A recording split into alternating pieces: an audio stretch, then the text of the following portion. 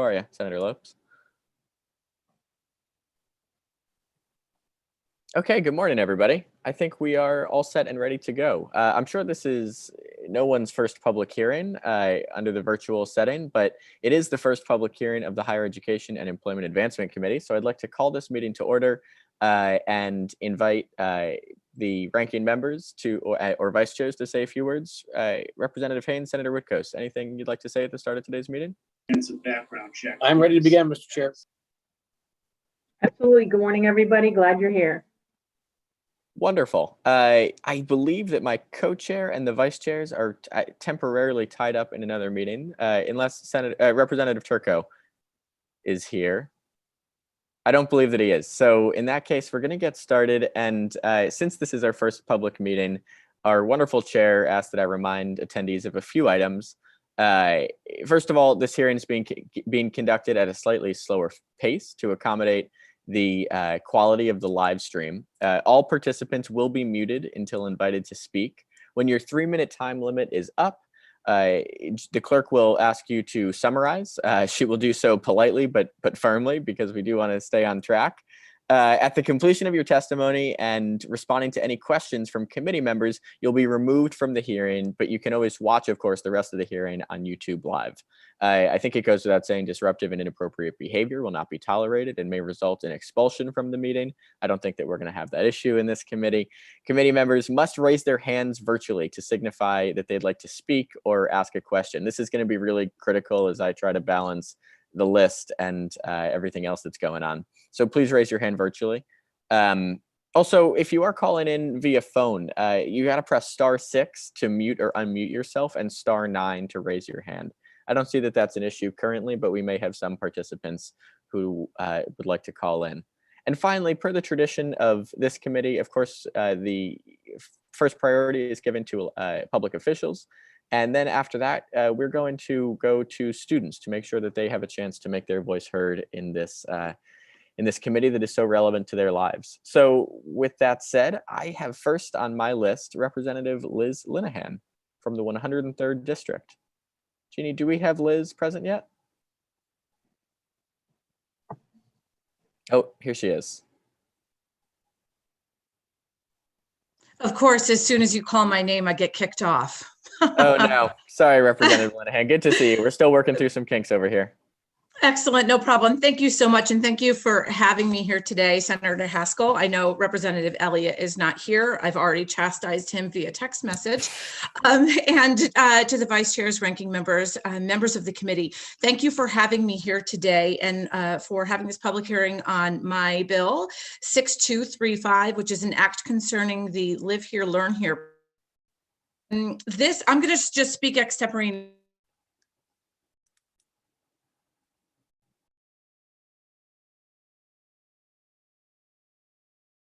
Is this a problem with my internet? No, I think we lost her. You know. Oh, Representative, you're back, but you froze temporarily.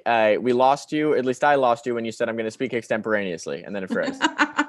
Well, I have 3 kids doing distance learning today, so that might be why. I'll try to be as quick as possible. This is the 3rd time I have been in front of this committee speaking on some iteration of the Learn Here, Live Here program. I think now, though, that we are in the midst of this pandemic and we are seeing an extension of the epidemic of mental health for children, that I think this bill becomes a different iteration in that I've changed it now to the Learn Here, Heal Here program. Originally, what we did with the bill was that we would have people who learn here in the state of Connecticut, go to our colleges and universities, would agree to stay here for a period of 10 years after graduation. And then after those 10 years, they get a refund on partial payment of what they paid in income taxes in order to have a down payment on a house. I still believe that it's a fantastic program, but given the pandemic and what we're seeing with children's mental health, I think we actually need to change this to have an influx of psychiatrists here in the state of Connecticut. And I'm hoping to use this program to lure psychiatrists from colleges, both in and out of the state, to come here to the state of Connecticut. Connecticut is woefully inadequate in many aspects, considering our mental health for children. And I'm not going to say it's just Connecticut, it's actually across the country. But here in Connecticut, there are only 37 board certified child psychiatrists for all of Connecticut. 37. But if we look at the numbers for, say, CCMC, who does suicide screening in their emergency rooms, they've now seen over a 10-point jump in the last couple of months of children who have screened positive for risk of suicide, and they're at close to 30%. That's 30% of all kids that come into Connecticut Children's who are, they might have broken their leg, but they're screened for being a suicide risk. Almost 30% move to the next level. So we are really in a mental health emergency. It was before the pandemic. It's now exacerbated by the pandemic, and it's going to last far beyond a time period when every member, every citizen of the state of Connecticut receives their vaccinations. Vaccines don't help mental health. So what we need to do now, I believe, is look at programs which would entice psychiatrists, especially child psychiatrists and adolescent psychiatrists, to come here and practice in the state of Connecticut. And as we've heard prior to this particular iteration of the bill, there was some concern that it would not help people of lower income. However, if we write this bill in such a way that those who take us up on the program, that they would also have to accept Husky, and they would have to accept other health insurance. Because did you know right now that a lot of psychiatrists in the state of Connecticut don't accept health insurance because they don't have to? So unless you're rich enough to be able to write a check for $150 to $200 an hour, your child might not get to see a psychiatrist. And if they do, if you are able to afford that check, you know what's happening? You're on a wait list anyways. I know because I have constituents who are on multiple wait lists for child psychiatrists that are over 10 families deep. This is a very serious problem, and it's going to take many committees, many bills, many different throngs of approach to attack this, but this is one of them where we can actually start to make a difference quickly so that we can have graduates from other schools and other states come here to the state of Connecticut, agree to work here for a period of 10 years and take Medicaid, to take Husky, accept health insurance, and start to be able to handle the amount of kids that absolutely need psychiatric help. And I do also want to point out that this is different than seeing a therapist. Psychiatrists actually do med management. And I will tell you that, you know, as a mom, I've seen the importance of this firsthand. Currently, for med management for one of my children, we can't see a psychiatrist. We're on a wait list. We're on a wait list at 3 separate psychiatrists. And so now my child's neurologist is managing her medications. It shouldn't be like this, folks. We are in a very, very serious problem. And this is one of the bills that's up this year that can actually work towards solving it in the long term. And with that, I'll take any questions. Well, thank you so much, Representative Linehan, for your leadership on this issue. And we know that this is something you work extensively on the Children's Committee as well. It's nice that we can have some overlap here in higher ed. And just speaking personally, I remember there were concerns about this bill in the past, both from an equity perspective and also making sure that the program actually served a robust amount of people and wasn't limited. I think that the way the legislation has been tailored this year specifically to apply to this needed workforce and to make sure that they can accept Husky, that they must accept Husky, is a really creative way to make sure that we're addressing both concerns. So I actually don't have any questions. I just wanted to thank you for sort of the thought that you've put into changing this bill to address the committee's concerns from last year to this year. And I really look forward to working with you on this. Are there any committee members? Thank you, Mr. Chairman. Thank you, Representative. I don't see any committee members with questions at this point. As a reminder to those who weren't here at the start of the meeting, please use the virtual raise hand because I won't see you if you're physically raising your hand. Excuse me, Mr. Chair. Yes. Could you please ask people, I probably forgot to put this, but ask people not to use the chat feature? Oh, yes, absolutely. Okay, my apologies. Well, you heard it from our clerk, but please don't use the chat feature. Okay, seeing no raised hands, Representative Linehan, thanks for being here today, and I look forward to being in touch with you about next steps. Thank you very much. Have a great day. You too. Okay, next on our list is Representative Minnie Gonzalez from the great city of Hartford. Representative Gonzalez.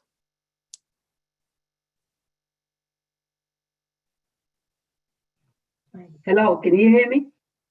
I can. Good morning. Good morning. Good morning, chairs, vice chairs, and ranking member of the Higher Education Committee. Thank you so much for giving me the opportunity to testify in support of House Bill 5109. This bill is an important measure in support of Connecticut students, and especially those of low or middle income. Currently, after completing their coursework and academic programs, students must pay a graduation fee in order to receive their diploma, degree, or certificate from the state school. This bill hopefully will remove that fee.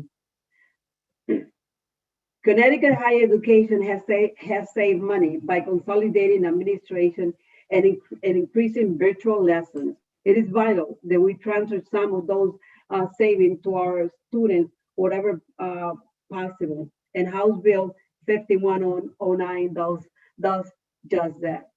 In an economically challenging times such as this, everything we can do to support our young people and returning students to improve their job qualification and getting opportunities is beneficial to the entire state. By increasing access to graduation for our students, we improve our economic future.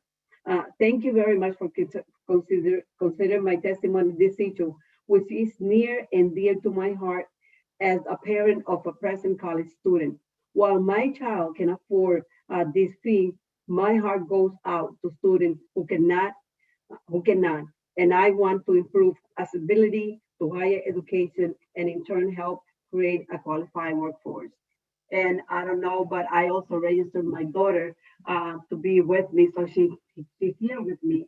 And I will appreciate if you guys give her the opportunity to say a few words.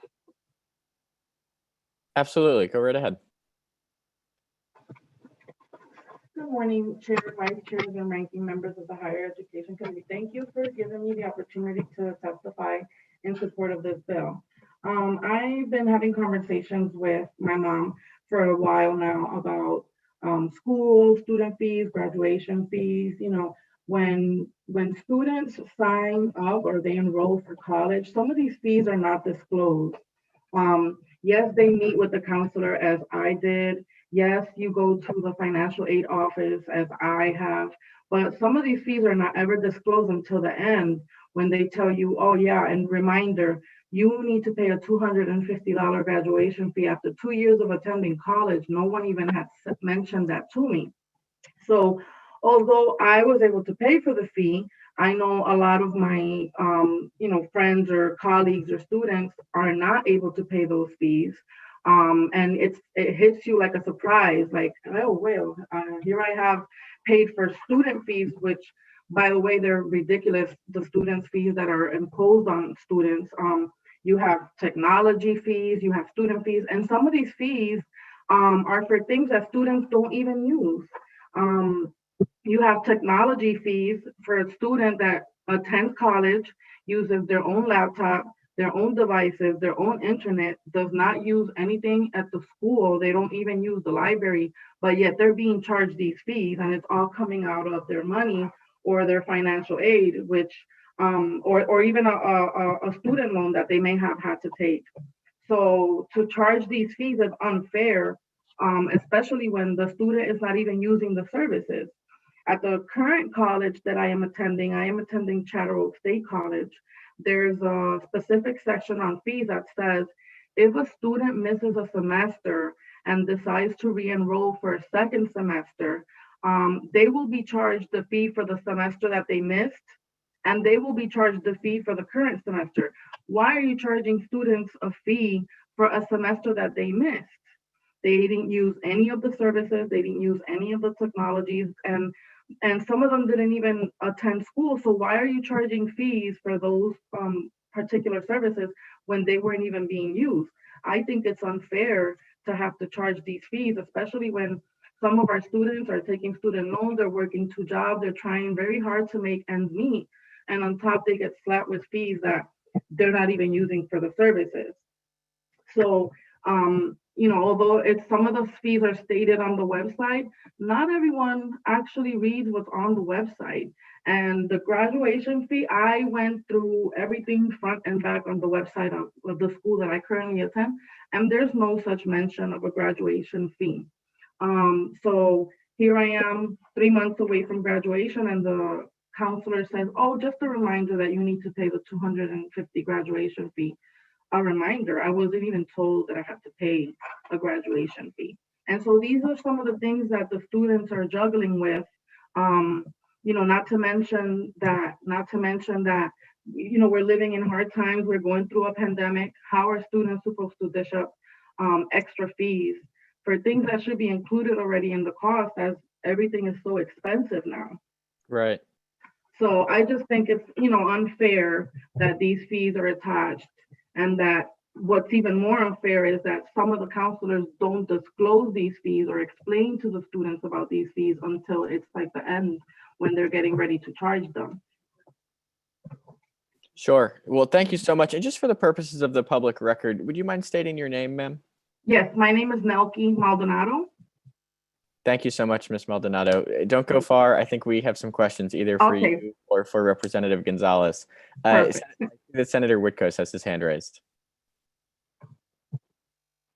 Thank you, Mr. Chairman. Thank you, Minnie, and thank you, Malky, for your testimony.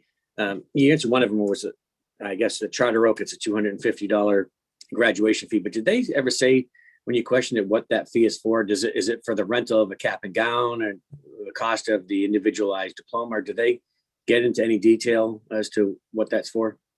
When I specifically myself asked, the counselor was just saying that is a fee that is imposed. However, it was funny because I said, well, we're not even going to have a graduation. Everything is virtual now. So why am I paying for a graduation fee? I'm not even attending my own graduation. And she was just, well, it's just the fee that we're charging. She couldn't even explain to me what it was. Okay, well, that's what I was afraid that you were going to answer to that respect. Just after you've paid all this money to go to school, here's an exit fee, basically. But thank you for bringing this bill, Representative Gonzalez, to our attention. I didn't realize the impact it's having on the students, where they're about to enter the workforce with their diploma in hand, and here's a bill from the institution to say goodbye. But thank you, thank you, Mr. Well, let me add to that. Here's another thing. If you don't pay the $250 graduation fee, you don't get your certificate. So you have to wait until you actually pay the fee, so that then they can mail you out your certificate or your diploma. Very good. Thank you. You're Thank welcome. you. Any more Thank you, questions? Senator Whitcoast. I see no further questions. So thank you both so much for taking the time to be with us. And Representative Gonzalez, thanks for bringing this bill to our attention. Thank you. Thank you very much.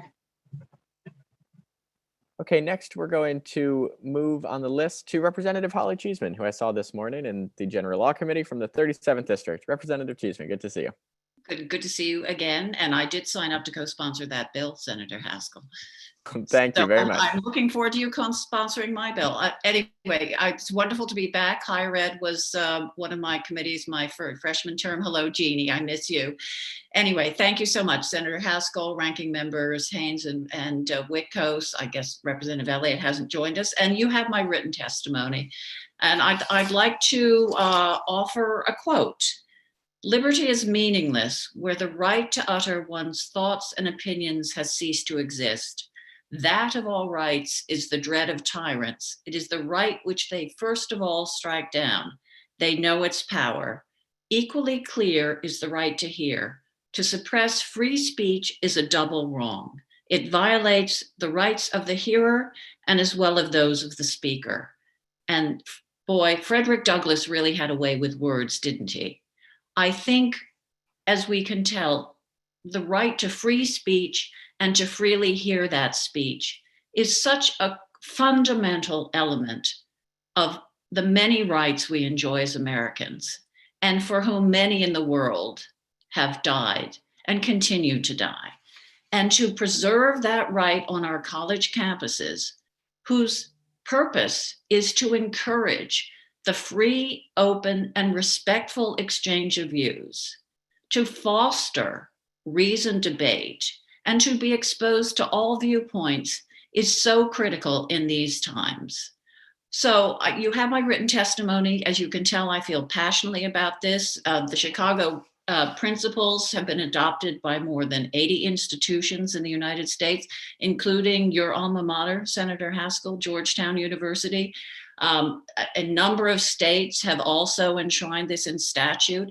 And to ensure that Connecticut will join those states, like California, to saying that our college campuses and universities should be that place where we honor, accept, and protect the rights of students and faculty to have those First Amendment rights is critical. So with that, I'm happy to entertain any questions, and I'm delighted you give me the opportunity to come before you today. Well, thanks so much, Representative Cheeseman. I agree with you and with the principles of the University of Chicago that they put forward some years ago. And when I was an undergraduate, I had the opportunity to found something on campus called the Free Speech Project. I guess my question is related to Connecticut. Do you know, let's start with our flagship institution. What's the status of big picture free speech at the University of Connecticut? Do we feel as though they have an adequate Do you feel as though they have an adequate free speech policy on campus at the moment? I think some of the policies with regard to having differential costs for speakers, looking at a speaker and having, now you have to pay a higher security fee for that speaker. If you look at the FIRE ranking of colleges, the Foundation for Individual Rights in Education, I believe Connecticut, although not in the red zone, is in the yellow zone, in that there are policies in place that differentially affect areas of free speech. So if you're bringing I believe we have a couple of college speakers coming from the college Democrats and the college Republicans, and they may be able to shed more light on that. But I do know at one point, I don't think under this administration, but the prior administration, you were asked to pay more if a speaker was coming to campus, and that I feel is discriminatory. That's really helpful to know. I promise to dig into those FIRE ratings later after our public hearing concludes, and look forward to hearing from the students. I won't take up too much of your time, and I know we have other committee members with questions. So let's move to Representative Haynes.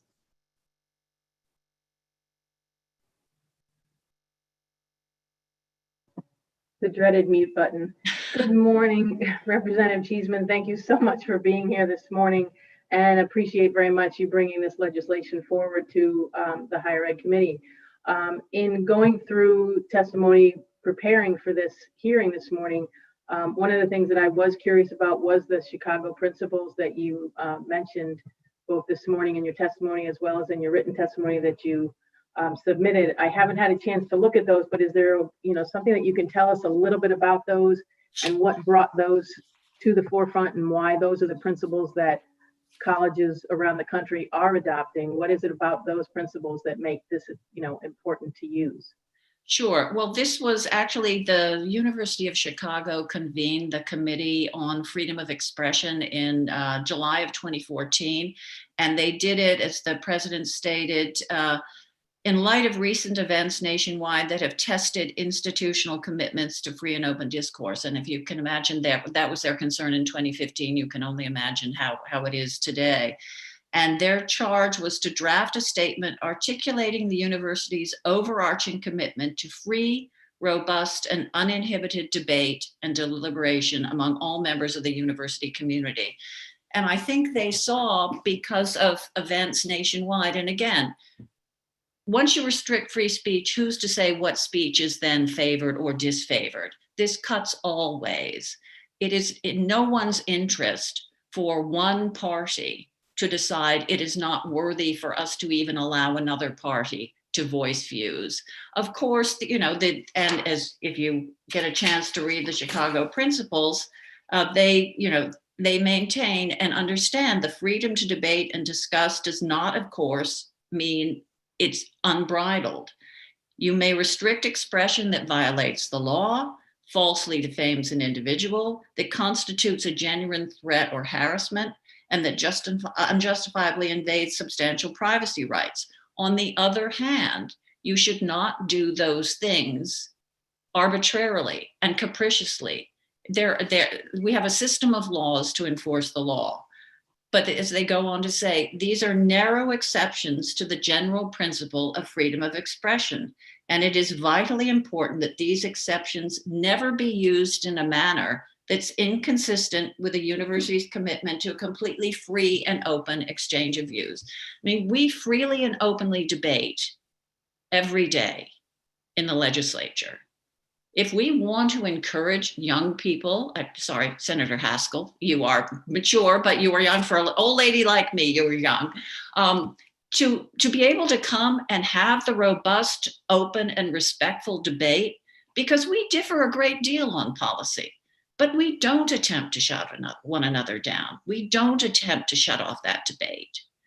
And therefore, what better training for our young leaders than to be educated on campuses where that debate, where that exposure to different viewpoints, where that ability to listen to different viewpoints, muster an argument against them, master the facts, and use that to make your case, as opposed to the heckler's veto or simply never being exposed to those different viewpoints.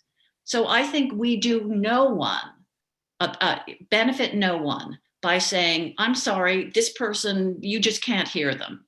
You may find it offensive, but you're not even going to get the chance to make up your mind, because we are going to say those views cannot be heard. And that is wrong. Well, thank you. I couldn't agree with you more. And I think one of the other things that you had mentioned actually in your submitted testimony is that when we have situations where we differ the most, those are the ones that we need the most debate on. So thank you so much for being here this morning, and I'll give the floor back to the chair, and thank you so much, Mr. Chair. Thank you, Representative Haynes. Don't go anywhere, Representative Cheeseman. We've got another question for you from Representative Wood. Terry, you're on mute. Thank you. Thank you, Mr. Chair, and thank you, Holly. I thought that was eloquently said, beautifully said. I have signed on as a co-sponsor. It is an issue, very much an issue, certainly on one side of the political spectrum rather than another, and we need to open that dialogue back up with respect to everyone. I've seen it not so much, you don't hear it so much with our flagship university, but certainly another university in this state that is egregious in their violation of this. And I think this makes a lot of sense. I have heard the University of Chicago president speak, and he was magnificent. This was about 1.5 years ago, and the Chicago principles make a great deal of sense. I'm supporting it. I hope we get a lot of bipartisan support for this. And thank you. Thank you, Holly, and thank you, Mr. Chair. Thank you, Representative Wood. Seeing no further questions, Representative Cheeseman, I look forward to working with you on making sure we do have a free exchange and a marketplace of ideas here on our college campuses in Connecticut, as John Stuart Mill envisioned. So thank you so much for bringing this bill forward. Thank you so much. Thank you for your time. Thank you, everyone. Enjoy the rest of your day. You too. Next, we have Senator Kevin Kelly. Good afternoon, Senator. Or good morning, I'm sorry. It feels like afternoon already. But good morning, Mr. Chairman. Good morning, Chairman Elliott, and good morning, ranking members, Senator Witkos and Representative Haynes, as well as the distinguished members of the Higher Education and Employment Advancement Committee. Thank you for the opportunity to come before you this morning and testify in support of Senate Bill 193, an act concerning workforce development issues at public institutions of higher education related to the insurance industry. Your committee, better than any other, understands the value of higher education as an economic driver. Here in Connecticut, one of our prime and economic engines and job creators is our insurance industry. The insurance industry has had a long history of success, both in the greater Hartford area, as well as across Connecticut in every neighborhood. Our insurance industries have made Hartford the insurance capital and and our insurance workforce has attained respect across the world for its commitment to innovation, quality, and excellence. Our state is home to hundreds and hundreds of domestic and non-domestic carriers. The key ingredient in their success story are the men and women who choose these rewarding insurance career paths and their aptitude. We often view our state's insurance industry in terms of that storied past, but we should also be constantly focused on the future of the industry. As policymakers, we need to do all we can to continue to assist the industry in meeting the future workforce needs.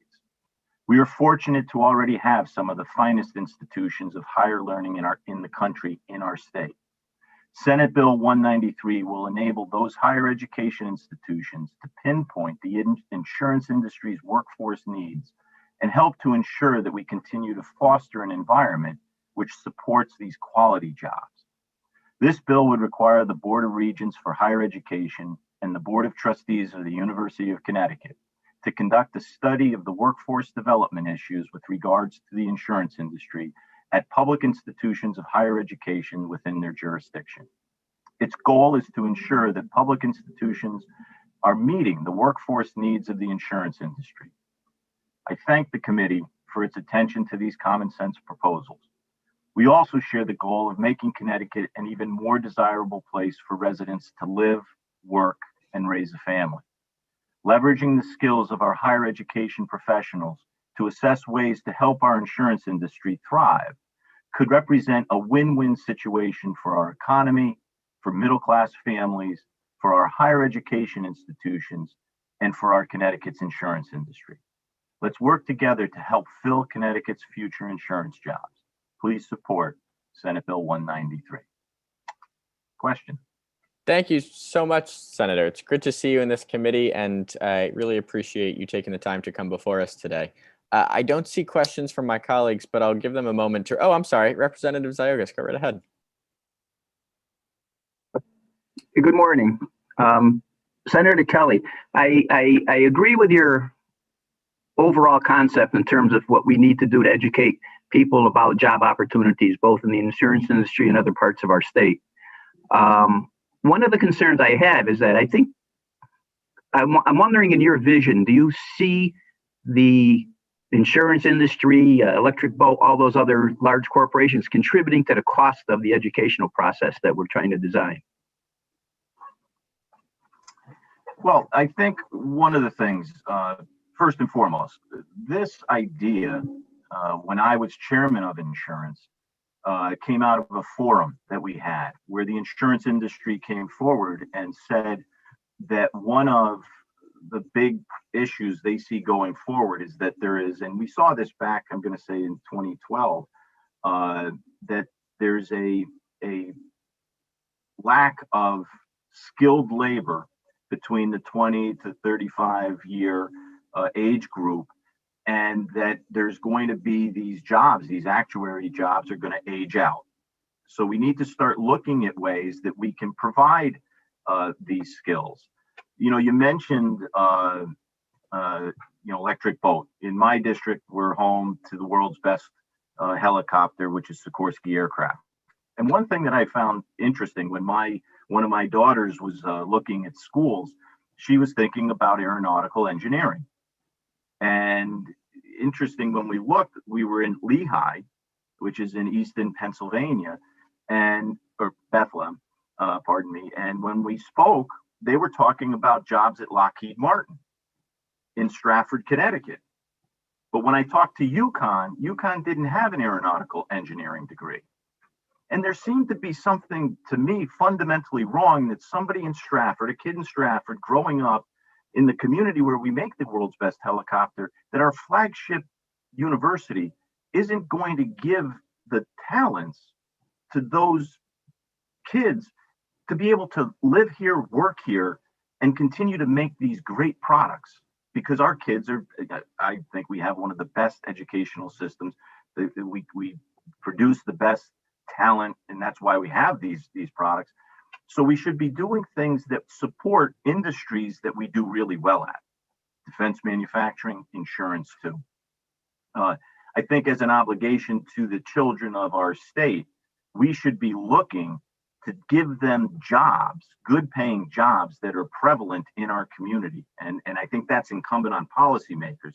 We shouldn't always be looking to offload our responsibilities always on someone else. Clearly, if we could get contribution from insurance or from the defense manufacturing, we should. But these folks are offering jobs. And if we don't provide those skills to kids that are attending public schools, then these jobs aren't going to go to kids from Stratford. They're going to go to kids from Bethlehem, Pennsylvania, or somewhere else. And the kids of Connecticut don't end up getting the good jobs. And in the instance of insurance, these jobs may just leave our state. Thank you for that response. But I continue to believe, I think we should be leaning into these companies a little bit more heavily in terms of cost participation. We're becoming a training ground and an employment agency for them. And I think there's a value to that. And I think they're being in business, they understand the value that we bring to the table. And I think they'll be willing to share in that cost. But that's just my thought for the moment. Thank you. Thank you. Thanks, Representative. Senator, I don't see any further questions, but I did just want to add my 2 cents that I'm so pleased you brought this bill before us and was really excited that I'm not sure if you caught this, but the Governor's Workforce Council submitted testimony in support of this concept and mentioning, of course, that they're advancing a large bill in the legislative session that will be before this committee, but their central goal is to better align our workforce development initiatives with the critical industries within Connecticut's 21st century economy. So this fits into their vision, and I look forward to working with you on this in the weeks ahead. Thank you very much, Mr. Chairman. I look forward to working with you likewise. Thank you, Senator. Have a great rest of your day. I'm going to work on it. You too. Thanks. Okay, next we will have State Senator Paul Formica. Thanks for joining us, Senator. Thank you, Mr. Chairman. Good morning to you and to everyone. I'm here for just a very short conversation. And so I'll start. Chairman Haskell and Elliott, ranking members Whitcoast and Haynes, and the distinguished members of the Higher Ed Committee.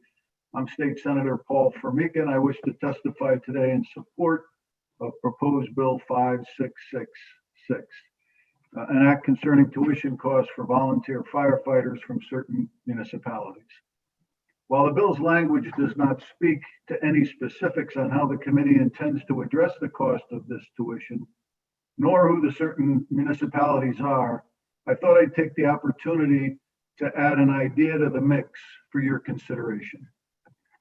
Many parents make contributions into savings accounts through their child's entire life as part of a college savings plan for higher education, costs they know are coming. Most are glad they did once the child goes on to attend college, and certainly the money comes in handy. But what if the child who at 18 does not want to attend a formal college, but rather prefers to attend a trade school? I suggest that the committee consider adding wording to this legislation to allow college, those children who do not want to attend college to instead be able to use these funds for trade schools, police, or fire schools, or for any higher or advanced knowledge or training, if that is their calling. Thank you for your consideration. I'm in favor of this bill pending further revision. Just as a quick note, I had a gentleman last year call me who invested in the 529 plan. His son wanted to be a firefighter all his life. They were looking to use the money to try to get into fire school, and they weren't able to do that without incurring a penalty equal to the cost of the tuition that they were going to pay. So there may be some federal implications, but I thought if we could start here in Connecticut to lead the way, it might be a good opportunity. So thank you for your time. Thank you, Senator, for bringing this issue to our attention. And I just want to make sure I understand. There are 2 bills related to fire schools this session, and this one doesn't currently include the language that you were looking for. But I believe there is another piece of legislation that would include that language that is receiving a public hearing a few weeks from now. Do I have that right? In other words, this isn't the bill you proposed, correct? This is not. My assumption was the bill that I proposed wasn't going to move forward, so I thought I'd take the opportunity to talk to this one. But I'm happy to come back and visit with you again and state my piece. Well, you don't need to do that, but I do think that the bill that you proposed is also receiving a public hearing. I just wanted to make sure you knew we had seen that. I have a very basic question. What's the tuition for a fire school generally in the state of Connecticut at the moment? I don't believe it's very expensive, and I don't know, quite frankly, the exact amount, but it's just a few $1,000s. I'm sure I can get that for you and send you a text. That's okay. I think other folks are testifying, and I'll try to get the answer to that later today. But again, I have no objection to the principle here. Just curious some of the mechanics. I will cede now to my colleagues. Representative Haynes, I see, has a question. Hi there. Good morning. Thank you, Senator, for coming this morning and letting us know about this. I was going to mention the same thing that Senator Haskell just mentioned, and that we do have your other bill that is coming forward in a later hearing. But I do think I 100% agree with you, and I just thought I'd let you know that these critical shortfalls in our workforce are key to our survival here in Connecticut, and we need firefighters. It is costly, and same with any kind of our trades and manufacturing. There are these 529 plans definitely should be opened up to where any kind of workforce training, again, you know, when you start that plan, when the little baby is 1 year old and you have no idea what they're going to grow up to be, a fireman or a lawyer, whatever they decide, those funds should be available, and those funds should be used the way they, you know, the parents and child feel, you know, ultimately necessary to use. So thank you so much for bringing this forward. I'm glad you spoke today, and we will talk about your bill in a future hearing. So thank you very much. Thank you, Mr. Chair. Thanks so much, Representative Haynes. I see that Representative Rochelle also has her hand raised, so we'll move to her next. Thank you, Senator Formica, for your testimony. I think that your bill that we spoke about last year, I actually am the author of the bill that's up for hearing today. And the chat reference that you're referring to, I believe the testimony that came in last time, have you spoken to the State Firefighters Association about your bill? Because from what I remember, the concern was that it would require these regional fire schools to attain a community college level of certification that would be quite cost prohibitive and create a lot of hoops that would be potentially very difficult for the regional fire schools to attain. So I love the idea of the chat bill, but the concern is logistics and how it would reclassify these schools. We certainly don't want them to have to certify themselves as something akin to a community college. You're on mute. Senator, I'm sorry, you're muted. Thank you very much. And I agree with you, Representative. But that assumes that the certification process would remain the same for trade schools as it does for community college. So we may be able to alter and get in the back door that way with an opportunity that would provide for the fundamentals that these trade schools are providing. Then they'd be eligible for these funds. And we don't want them to turn into something or someone that they're not. But so maybe there's a federal fix that I have to chase after to adjust the language and the eligibility of the 529 plan. Yeah, I'm happy to, if you want to reach out to me after this, I'm happy to work with you on that. I think for the purpose of this bill, the intent is really to address the immediate need of volunteer firefighters in distressed municipalities. So the focus is getting state funding to the schools that or the municipalities that are funding volunteer training and getting folks to these regional fire schools as quickly as possible because these towns are distressed and because we do have falling volunteer numbers. So I think that we can do this relatively quickly and then take a longer look. There may need to be a federal fix on the chat bill. That sounds great. Thank you so much. Yeah, please reach out to me. Thanks, Representative Rochelle. Thank you, Senator Formica. I echo what my colleagues have said. I strongly support this bill in concept. I hope we can find a way to make it work logistically, given the sort of certification hurdles. But let's work together on that. And looking forward to being in touch. Thank you very much. Thank you, committee. Thank you, Senator. So as I mentioned at the start of the meeting, we're now through the public official section, and it has been the tradition of this committee to next move to students. And I beg the forgiveness and the indulgence of those who are waiting. I see from the University of Connecticut who are next up. We just have 2 students who are signed up to testify, at least according to my list. So I'd like to move to Glenn Pershinsky from the University of Connecticut College Republicans, if Glenn is available.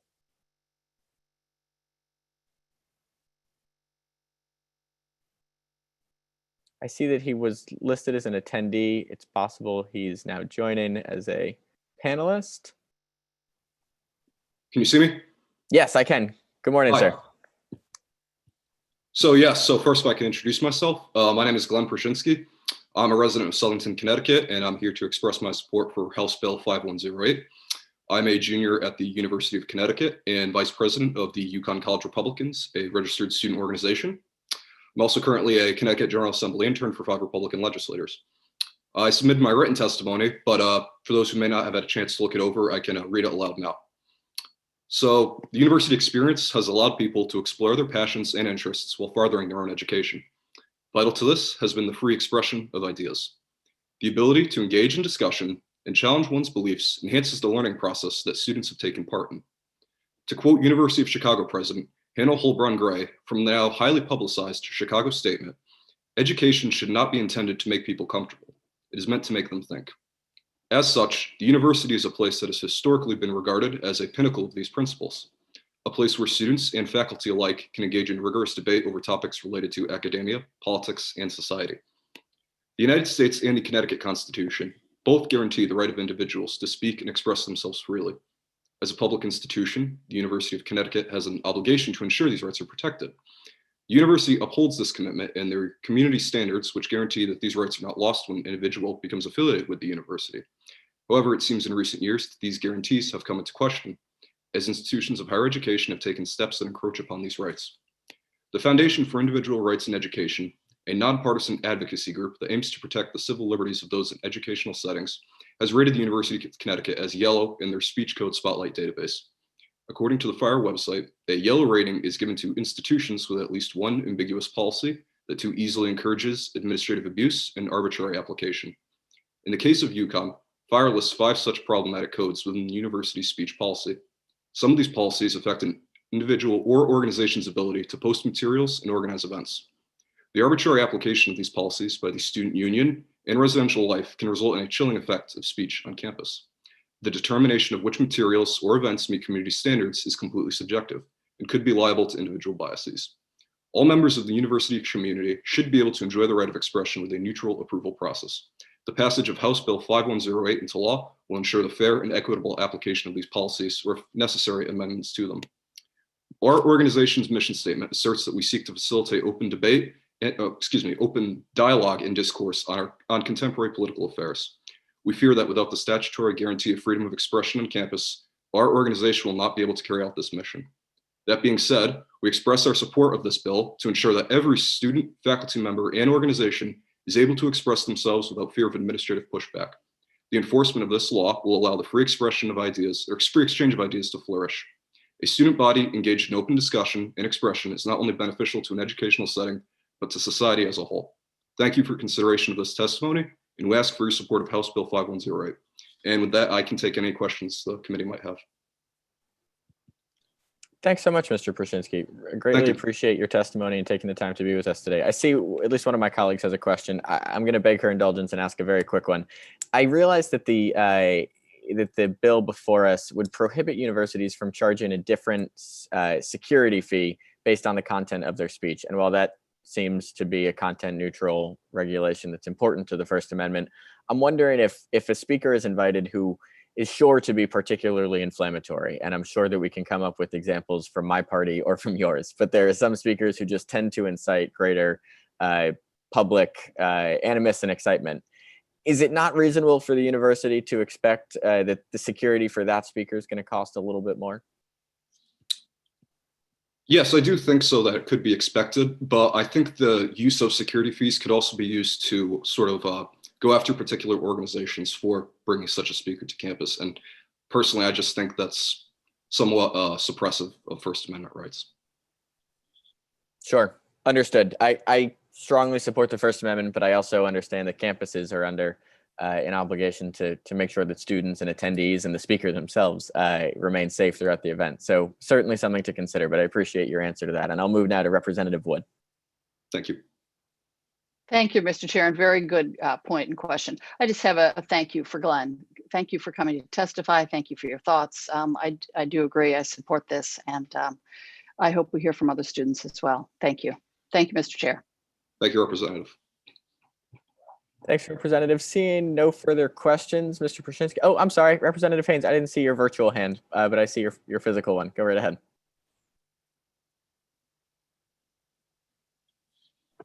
Thank you. I had it up there and then it disappeared. I'm not sure why. Mr. Priscinsky, thank you so much for being here this morning. It's great to have you and to get your perspective. Just a couple of questions in regards to in your experience, have you personally or your organization experienced any unfair treatment with related to the content of your speech or ideology on campus? Sure, thank you for the question. So I personally have not had any experiences where I felt treated unfairly due to what I believe or have said. However, our organization certainly believes that there is a certain stigma others see in us. And for these reasons, we feel statutory protections are necessary to prevent personal biases from impacting decisions related to access to funding, material posting or event planning, and all of which require approval by individuals affiliated with the university directly, be it student government, the student union, or residential life. And does Uconn, do you feel that it does foster the expression of freedom of speech? So I truly do believe that by and large, most students and faculty are committed to these principles. However, there are a substantial number of individuals who do not share this sentiment, unfortunately. There are certainly certain professors who are known to be quite close-minded, and a number of students, particularly you might see that on social media, who are fairly vocal, that they do not have any interest in entertaining other opinions. And of course, we cannot control how other people feel. So that's why I believe legal protections are necessary, because some of these people can decide whether we're able to host an event or not. Well, thank you for your candidness, and we do appreciate you being here and expressing your point of view and what's going on in your own campus. And I look forward to hearing from more students. I do believe we have a couple more. So again, thank you so much for being here, and we appreciate your point of views. Thank you, Representative. Thanks so much, Mr. Pershinsky. And I see no further questions from committee members at this time. So I echo my colleagues. Thanks for being with us today. Thank you, Senator. Next, we're going to move to Sarah Smith, a graduate student. Good morning, Ms. Smith. Good morning, everyone. Good morning, co-chairs Elliott and Haskell, ranking members Haynes and Whitcoast, as well as honorable members of the Higher Education and Employment Advancement Committee. My name is Sarah Smith, as Senator stated. I'm speaking today in support of proposed House Bill 5109, an act prohibiting graduation fees at public institutions of higher education. I'm a current graduate student at the University of Connecticut School of Social Work, and I'm a resident of Terryville, Connecticut. I obtained my bachelor's degree from the University of Connecticut in 2017, and I'll be graduating again in May with my MSW. As such, this issue is of high importance to myself and to my colleagues. The financial stress associated with accessing higher education can interfere with mental wellness and hinder individuals' capacity to seek and fulfill educational goals. According to the National Student Financial Wellness Study conducted by The Ohio State University, nearly 60% of participants reported feeling uncertain regarding how they would pay for school, and another 10% reported difficulties in paying monthly bills on time. Additionally, 32% neglected or did not complete their education due to financial difficulties. As it currently stands, students at state universities are charged several extraneous fees outside of the thousands of dollars of tuition paid. While these fees often cover transit, activities, and other university operations, they can hinder people's ability to obtain their degree. Implementing any type of graduation fee, regardless of the amount, is superfluous and counterintuitive in nature, and serves as yet another roadblock to accomplishing something that society views with such honor and esteem. In closing, I urge you to support House Bill 5109 to alleviate a small portion of the financial burden on students and grant them the closure that they so graciously deserve as they conclude their degree. Thank you so much for your time and consideration. I appreciate the opportunity to speak publicly to you all today, and I am certainly open to any questions. Thank you very much for your time and for your testimony, Ms. Smith. I don't have any questions at the moment, but I will give a moment for my colleagues to raise their hands. Seeing none, we're grateful that you took the time to be with us today. Thank you so much for your time. Have a good day, everyone. Thank you. Now, this committee can certainly never be accused of partisanship because it seems that I missed Mike Cerulli, who is the College Democrats statewide president, and Representative Haynes was the one who pointed him out to me. So we'll move now to Mike Cerulli from the College Democrats to testify before we move on. And I believe this is the last student signed up, so then we'll move on to the public. Mike, are you with us? Yep. Thank you so much, Chairman Haskell. Appreciate the shout out there, Representative Haynes. I want to thank Representative Haynes for working across the aisle. And I want to thank you too as well, Will, for both your leadership and your friendship and your advocacy for young people in politics. So as Chairman Haskell mentioned, I am Michael Cerulli. I go to Uconn. I'm from Trumbull, Connecticut, and I'm the president statewide of the College Democrats of Connecticut. And I'm just here today, along with Glenn, to offer a bit of bipartisan support for House Bill 5108, and just offer maybe a little bit of a different perspective about why I support robust protections for free speech on college campuses. The first thing I'll say is that I know that there is a hesitancy among some, particularly perhaps on my side of the aisle, to sort of question whether this is a thing that is an issue on campuses. And right out the gate, I want to just say this is an issue on campuses. Certainly we have different examples across the country of sort of troubling instances where free expression has been threatened either by like physical violence or by other tactics, which I could discuss here later. And even at Uconn, I'm very glad that both former President Herbst and President Katsouleas have reaffirmed and recognized this problem. They released a statement that both of them have since reaffirmed that says essentially that there are worrisome examples across the country of hindrances to the free flow of ideas, and that universities need to work on that. You know, as a student, I've worked on things. For example, right now I'm working with the student government on an effort to get Uconn to adopt the Chicago Statement. I've spoken out pretty forcefully against things like speech codes at Uconn, because while I certainly recognize the need for an inclusive and safe environment for folks, I believe that definition of inclusive and safe also extends to different ideas, even ideas that myself or others might find uncomfortable or even a bit offensive, frankly. And so I think that this legislation, we could all benefit from some clarity from the state legislature on this issue. I certainly think Senator Haskell, you brought up a great point about speaking costs and sort of prohibitive costs for bringing in sort of controversial speakers. And I would just say an added point onto what Glenn was saying was in schools, and Uconn is one of these schools where there are students who are involved in the decision-making around funding for student organizations, that the idea that there would be cost prohibitive measures put in place on certain controversial speakers actually becomes, I think, a bit more of a concern where perhaps you have students who are exercising a bit of bias there. And then I just want to say too that in my experience, it's more than just the sort of controversial speaker comes to campus and there's, you know, violence or something like that. Obviously, we welcome a counter protests. You know, I've attended a few of those counter protests when we've had speakers on campus who have views that I personally disagree with in a peaceful manner. But it's more than just the speakers. There are norms, social norms, and in some cases, norms enforced by institutional policy that hinder the flow of free expression. Speech codes, I think, is a great example of that. And thankfully here at Uconn, we've been able to not have that. And I think Glenn also made a good point when he said that, you know, I don't think any of us question the idea that the First Amendment protects free speech and that the courts and legal system will protect that. The issue on college campuses is that there are a lot of students who feel like that right in the college. Excuse me, Michael. Excuse me, Michael. Yeah. You have gone past the 3-minute time limit. If you could just quickly summarize for like 30 seconds, it would be appreciated. Sure. Yeah. I just wanted to again kindly. echo my support for this bill. Thank the students who are here to speak on behalf of it. Thank the representatives who have introduced it, and take any questions if there are any.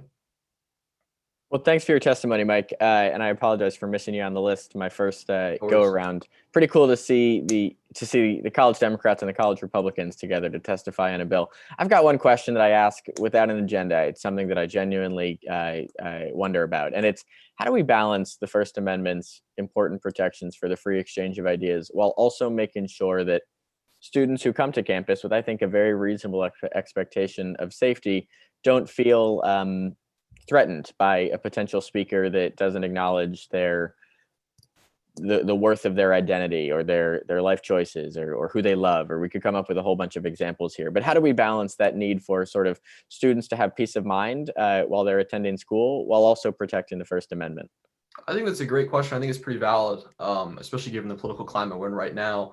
Certainly, I think as Representative Wood said, anyone who is literally preaching incitement to violence or harassment, that obviously would be a no-go if someone's coming to campus and trying to preach violence. To the category you mentioned of people who are still within sort of the protections of the First Amendment properly understood, but what they're saying might be offensive or create an environment that certain students feel uncomfortable in. I think it's the responsibility of universities, just as it's their responsibility to create a safe space for people to express all views. It's also their responsibility to make sure that students who don't want to be sort of subjected to those views they feel comfortable as well. And the balance, I think, would come between understanding the difference between sort of opposition to kind of blocking out controversy and countering controversy with what some folks would refer to as like a different or a better idea. So our opposition to things that, as you mentioned, that are invalidating to those with minority identities or protected class shouldn't be to say people can't come here and speak at all. It should be to say we reaffirm your value and we're going to use our speech to protect you and promote you and to make you feel valid in the campus. That makes a lot of sense to me. The best antidote to maybe hateful speech is just more better speech. I agree with that in principle. I see Representative Wood has her hands up, and then we'll move to Representative Haynes. Thank you. Very briefly. Thank you. Thank you, Mr. Chairman. Thank you, Michael. Beautiful testimony. And I love that you all are working together on campus. Thank you, Mr. Chair. And thank you, Michael, for testifying. Thanks, Representative. Representative Haynes. Thank you, Michael, for being here today. And in the spirit of bipartisanship, I'm going to ask you the same questions that I asked your counterpart, Glenn. Do you believe that you personally or your organization has experienced any unfair treatment? And I know you cover the entire Democrats on college campuses. So you don't have to speak to just Uconn, but if you know of other campuses that there have been issues or problems, we'd love to hear about them. So yeah, I've not personally been on the receiving end of any of this stuff. And I'm not aware of any times that our chapters have been subjected to it. Certainly doesn't mean that hasn't happened, but I'm not aware of it right now. Okay, great. And then as far as what University of Connecticut is, because you're on there, you're there now, what do you believe that they can do to show that they are committed to upholding the principles of free speech and open debate? So I think I'll just start by saying I think the University of Connecticut already does a pretty good job in this. I work pretty closely and had a great conversation this week actually with President Katsoulias about these issues. And I think on a personal level and on a policy level, they're in the right place in terms of protecting free speech. And as Senator Haskell mentioned before, balancing those free speech rights with also making sure that students feel comfortable on campus. But I think you could always do better in terms of messaging and making it clear, particularly to students like Glenn, who might feel like they have ideas that aren't the most popular on campus and feel like they might be sort of gone after if they express those ideas. I think Uconn and universities around the state could do a bit better of a job of clearly messaging that just as we don't want to tolerate the hateful, the insightful, we also don't want to tolerate the intolerance to other ideologies that we might not like. So I think that we could all do a bit better of a job at that. I think, like I said, Uconn so far is actually in instances where they've been confronted with this question have sort of always tried to go on the side of free speech. And I appreciate the work of administrators to balance those tough questions. Well, thank you, Michael. And I do appreciate you being here. Like I said, the fact that I was able to reach out to you, we had a wonderful conversation yesterday about all this. I think we need to look to our young people. We have to get much more bipartisan in all that we do. And it starts with a conversation. And we have to all be able to be in a safe environment and have that conversation, be able to see both sides, understand both sides. And then maybe they're not really that so scary and that different, right? We all want a better Connecticut. And I think we have to look at our college campuses and our college students as being the leaders in that bipartisanship. So again, thank you to both you and Glenn for being here today on behalf of Holly's bill, and we hope we can move it forward with everybody on board. Thank you. Thank you so much. Thanks, Representative Haynes. Mike, thank you for being with us. Stay healthy. Good seeing you. Okay, we're going to move now to James Mahoney from the University of Connecticut. Mr. Mahoney, I thank you for your patience and indulgence as we move to students. For those who are following the speaking order, we will now be proceeding in the regular order. So Mr. Mahoney, please go right ahead. Thank you very much. I'd like to thank the committee for the opportunity to speak this morning in regard to House Bill 6236, an act exempting certain information containing concrete foundations from public disclosures under the Freedom of Information Act. I'm also joined today by my colleagues, Dr. Kai Willie and Dr. Maria Krosoku. I'm sorry, I always screw up her last name. We have submitted written testimony, but the gist of this is that we are looking at the crumbling concrete problem that is hounding the north central and northeastern part of the state. And previous research done at Uconn by Dr. Willie showed that the mineral pyrrhotite has a big role in the influence of whether or not these foundations fail. So after that conclusion of that research, the university provided some seed funding so that we could develop a new test method for detecting the pyrrhotite within the concrete itself. And so we did that, and we were successful in the development of a test which is faster, quicker, uses a smaller sample, is less intrusive. And we were able to submit a grant to the National Institutes for Standards and Technology to continue the development of the test method, as well as developing a risk assessment framework for the state of Connecticut to help assist with the understanding of the scale of the problem in the region. So in order to develop this risk assessment, we need to be able to collect data from homeowners, and we will be generating some of our own data.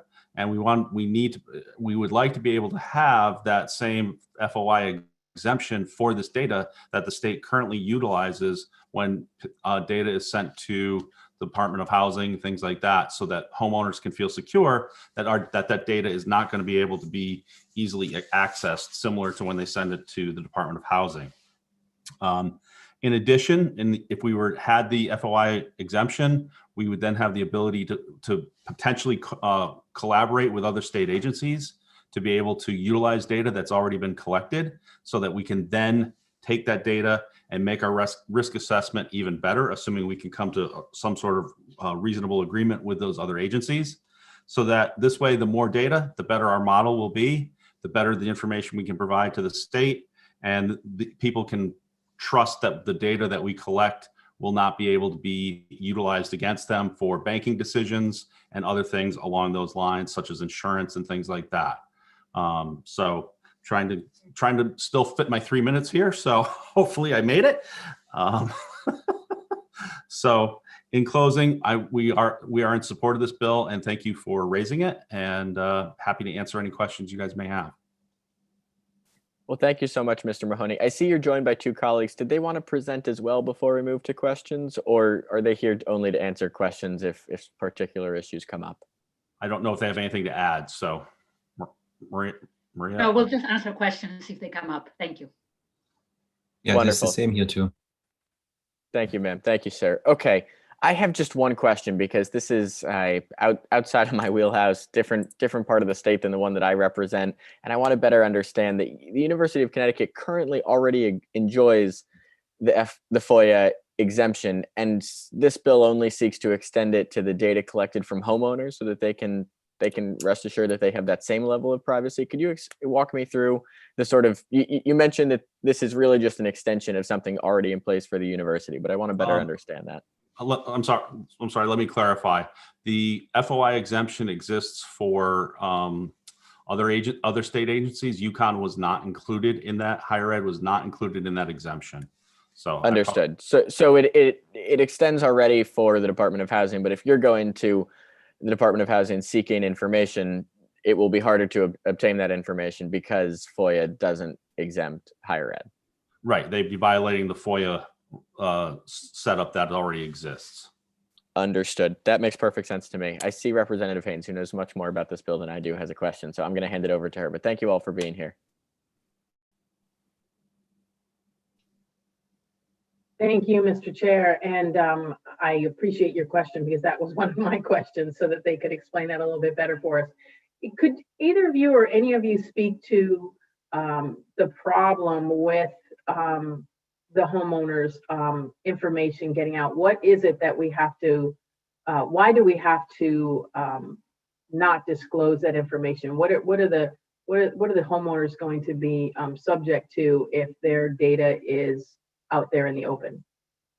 It is quite possible that in the event you were applying for a mortgage or something along those lines, the bank, a lender could put an FOI request in to find out if there was any data that had been collected on their foundation, or possibly even their neighbors, because a lot of these houses were built by the same contractors, so they utilize the same concrete.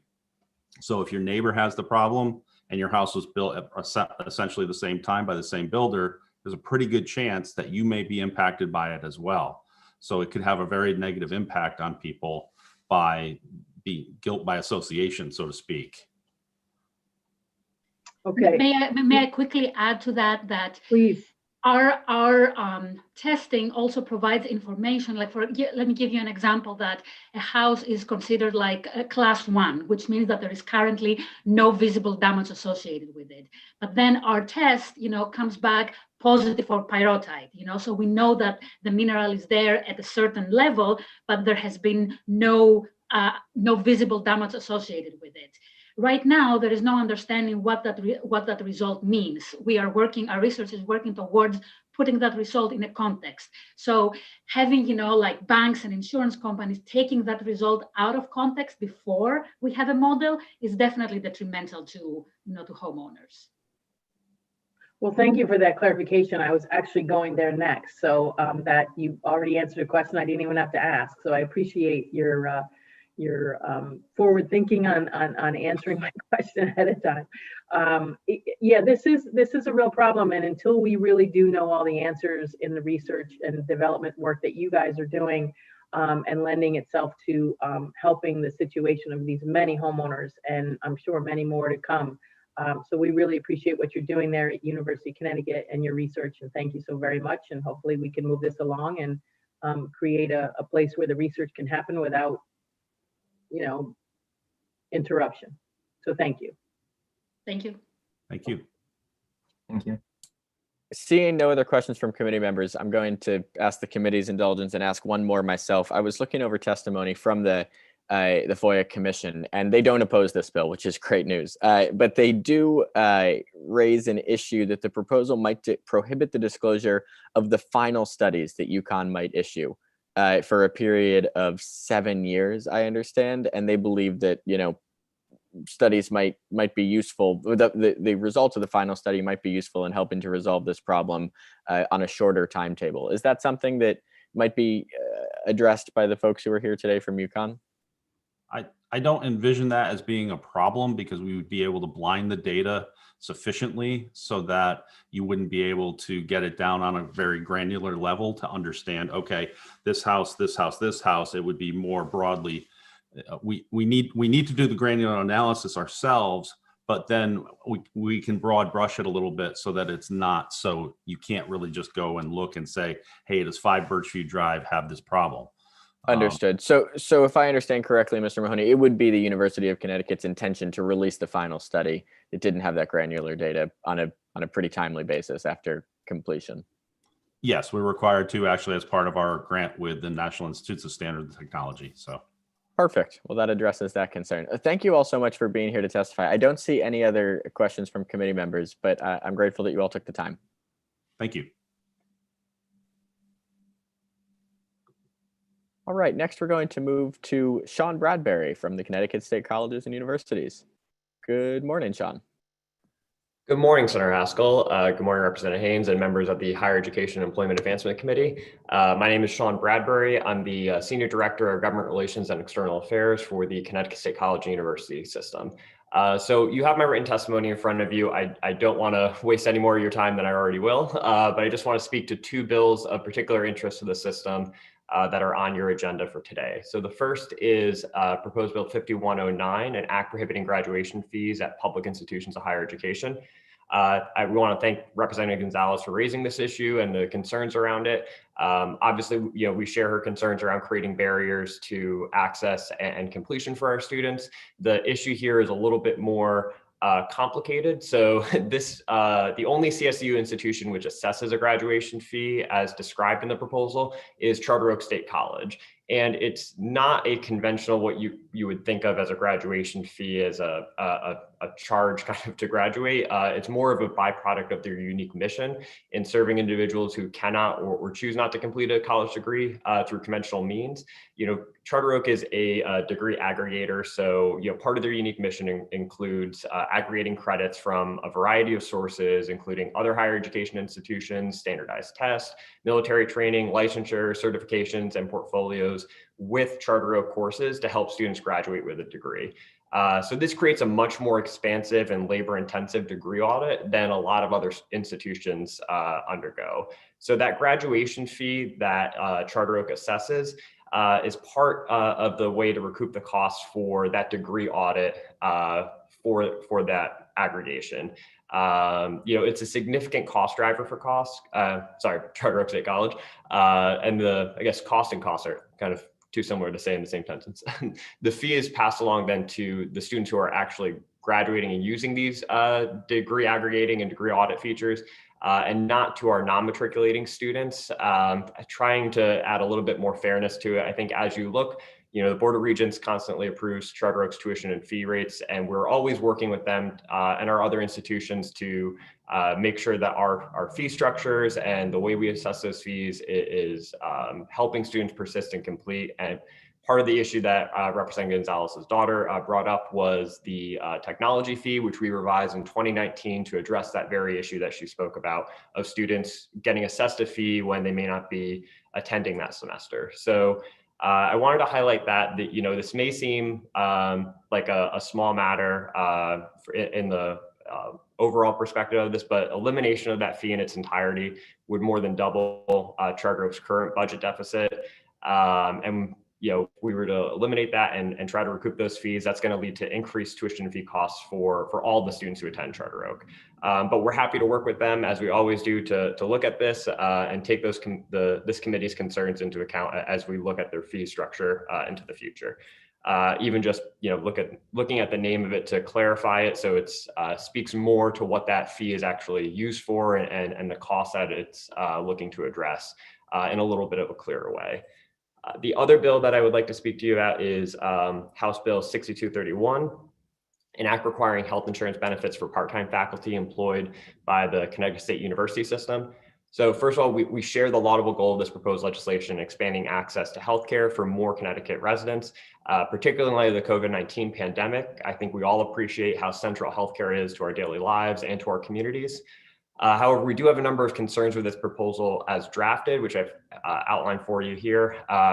Chief among them is that this would create a massive unfunded liability that would have to be borne by our students and families, as this is not coming with a corresponding increase in our block grant to cover these fringe benefit costs.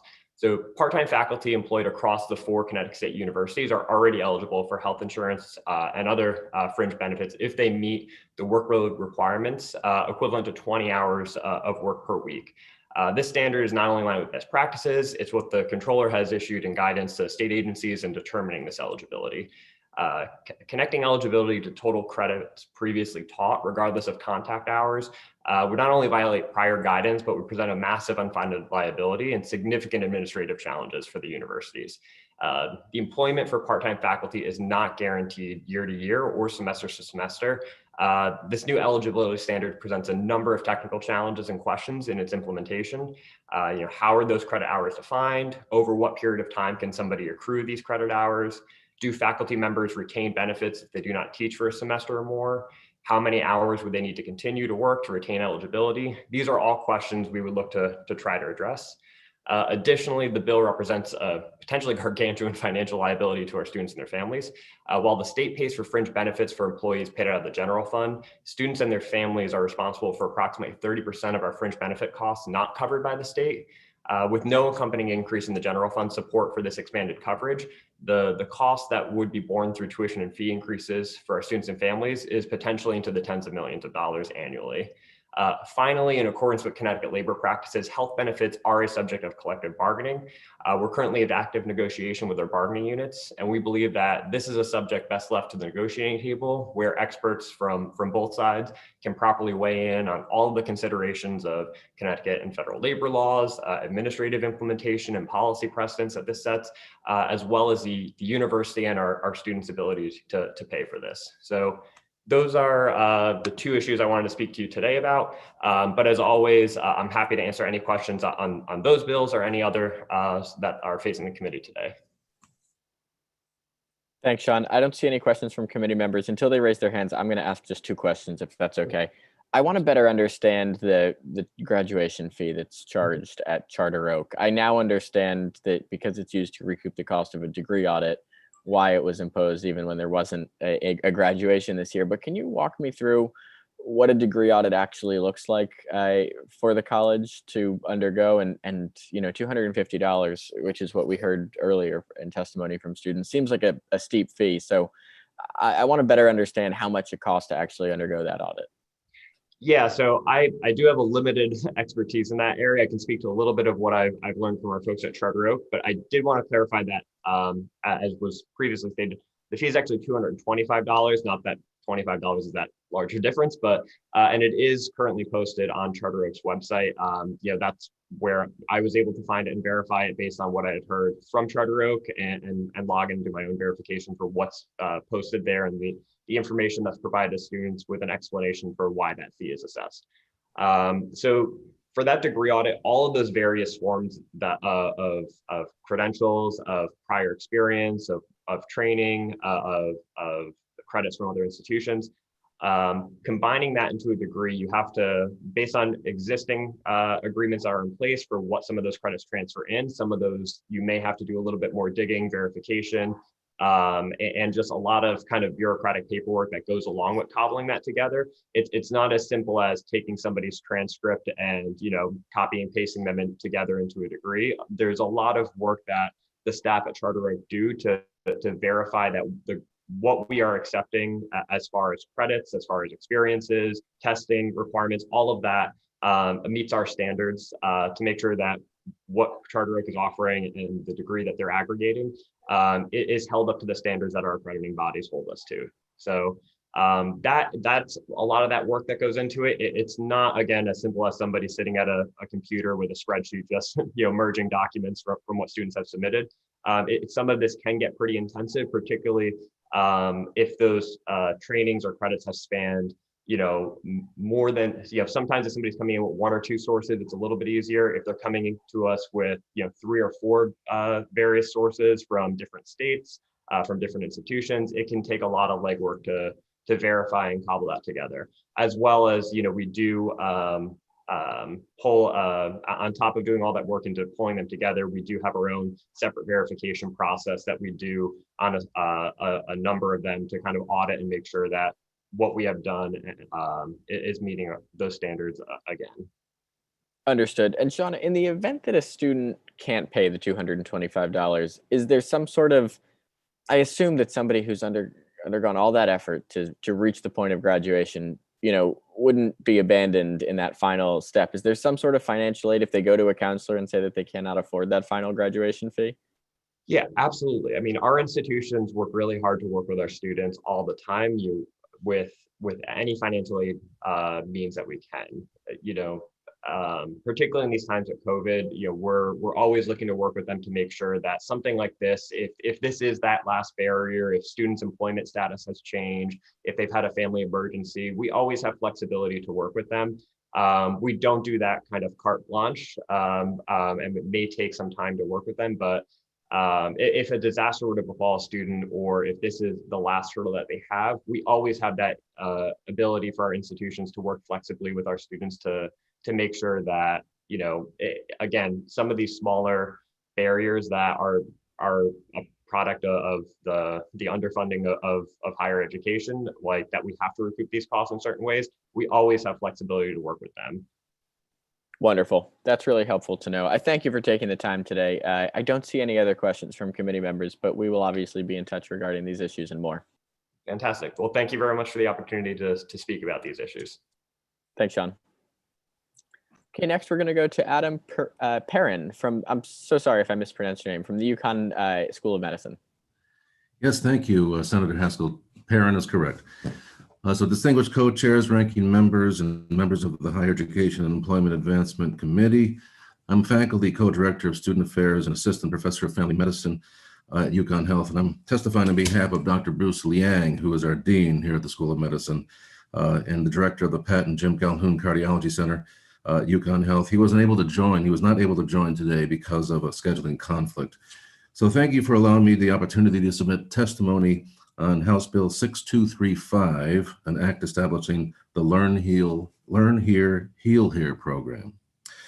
So as you know, Uconn Health is Connecticut's only public academic medical center, and 23% of the $1.2 billion annual budget comes from the state to support our threefold public mission, which is, number one, we provide affordable, outstanding medical and dental education to the next generation of doctors, dentists, and biomedical scientists. We provide cutting-edge research that improves health, brings external funding into our state, and spurs economic growth. And we provide exceptional patient care to all citizens, including providing specialty care to the neediest. The state investments in Bioscience Connecticut have successfully positioned the state to be a bioscience powerhouse and is already paying dividends. Uconn Health generates $2.2 billion in overall economic impact and contributes over 10,000 jobs to the state economy. Now, the School of Medicine has an exceptional reputation nationally, and we are now educating more students than ever to ensure that Connecticut has a stable, high-quality healthcare workforce to care for our citizens now and in the future. Our class size has grown 30% in the School of Medicine, with the classes of 2023 and 2024 being the largest in history. The School of Medicine is in the top 10% of medical schools in the nation for its Health Career Opportunity Program that has resulted in diversity of its student body as ranked by U.S. News and World Report. And we rank 23rd and 26th by the U.S. News in primary care and research, respectively, among public medical schools. Our students provide thousands of hours of free health care to Connecticut's most vulnerable citizens through community programs and nonprofit organizations. During the pandemic, our students have stepped up, providing contact tracing, vaccination testing and assistance, telephonic monitoring of COVID-19 symptoms and basic need gaps, as well as distribution of COVID care bags containing face masks, hand sanitizer, thermometers, and CDC prevention guidelines. Now, our graduates remain in Connecticut to train and later choose Connecticut to practice in their fields at far higher rates than any other medical school in the state. Up to 70% of School of Medicine medical student graduates stay in state to pursue clinical service. And these professionals stay and serve in Connecticut. They buy homes, raise families, shop in our stores, eat in our restaurants. In addition to providing medical care to our citizens, we are the single largest source of physicians, surgeons, and dentists for the state. Now, as part of Bioscience Connecticut initiative, the School of Medicine has developed a primary care program with near zero interest loan and direct grants for School of Medicine students. The goals of this program are to support the aspirations of students interested in careers in primary care by addressing their financial concerns with entering this field, and to increase the number of graduates of the School of Medicine who pursue primary care practice in Connecticut. Now, these students are eligible for financial support by means of a scholarship of $10,000, an annual loan of $40,000 at a flat interest rate of 1%. Excuse me? Yes. Excuse me, I'm sorry, you've gone over the 3-minute limit. Could you summarize, please? Yes, indeed. Thank you All right, kindly. so, and just about finished. So I was just describing the details of the primary care loan program. And since its inception in 2016, we've chosen 8 medical students as primary care loan program awardees. So we applaud the committee's efforts through this bill and believe that any initiative that creates incentive for our graduates to stay in greater numbers in Connecticut will be a success. And we thank you for your attention and your continued support of Uconn Health. Well, thank you, sir, for your testimony. So I just want to make sure I understand, you're not testifying against the bill. You're in support and wanted to mention other initiatives that the School of Medicine is doing to keep graduates local. That's correct. That's correct. Understood. That's really helpful to know. Do you have any particular thoughts on what one of my colleagues earlier in the public hearing identified as a real lack of pediatric psychiatric help in the state of Connecticut? I just wanted to invite your insights given your work in this field. Yes, indeed. It's as a primary care physician who depends on referring to psychiatry in particular, it's an ongoing issue, absolutely. And it's a significant area that is underserved, much to the detriment, particularly of our Medicaid population, who find it very difficult to get psychiatric services either for themselves or for the kids. So that is a significant ongoing challenge that is problematic primarily for our most underserved population. And I'm so glad you brought that up. That's where I was going next. The proponent of this legislation recommends that we sort of condition the Learn, Heal Here program upon the graduates' acceptance of Husky patients. Is that something that Uconn has considered for those who participate and benefit from the primary care loan program?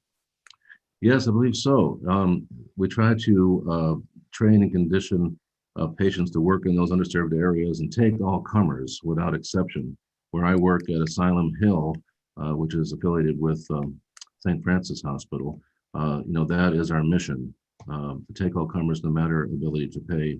And we really try to ingrain that with service to those who need it most in our student population, particularly those who are pursuing a primary care specialty.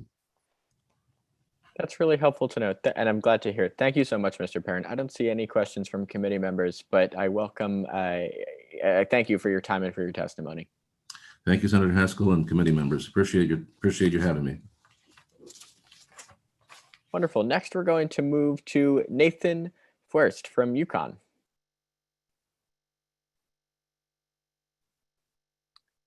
Do we have Nathan? Oh, I see he's currently an attendee and not a panelist. We might need staff to move him over. There we go. Welcome, Nathan. Is that better? Yes, we can't see you, but we can hear you.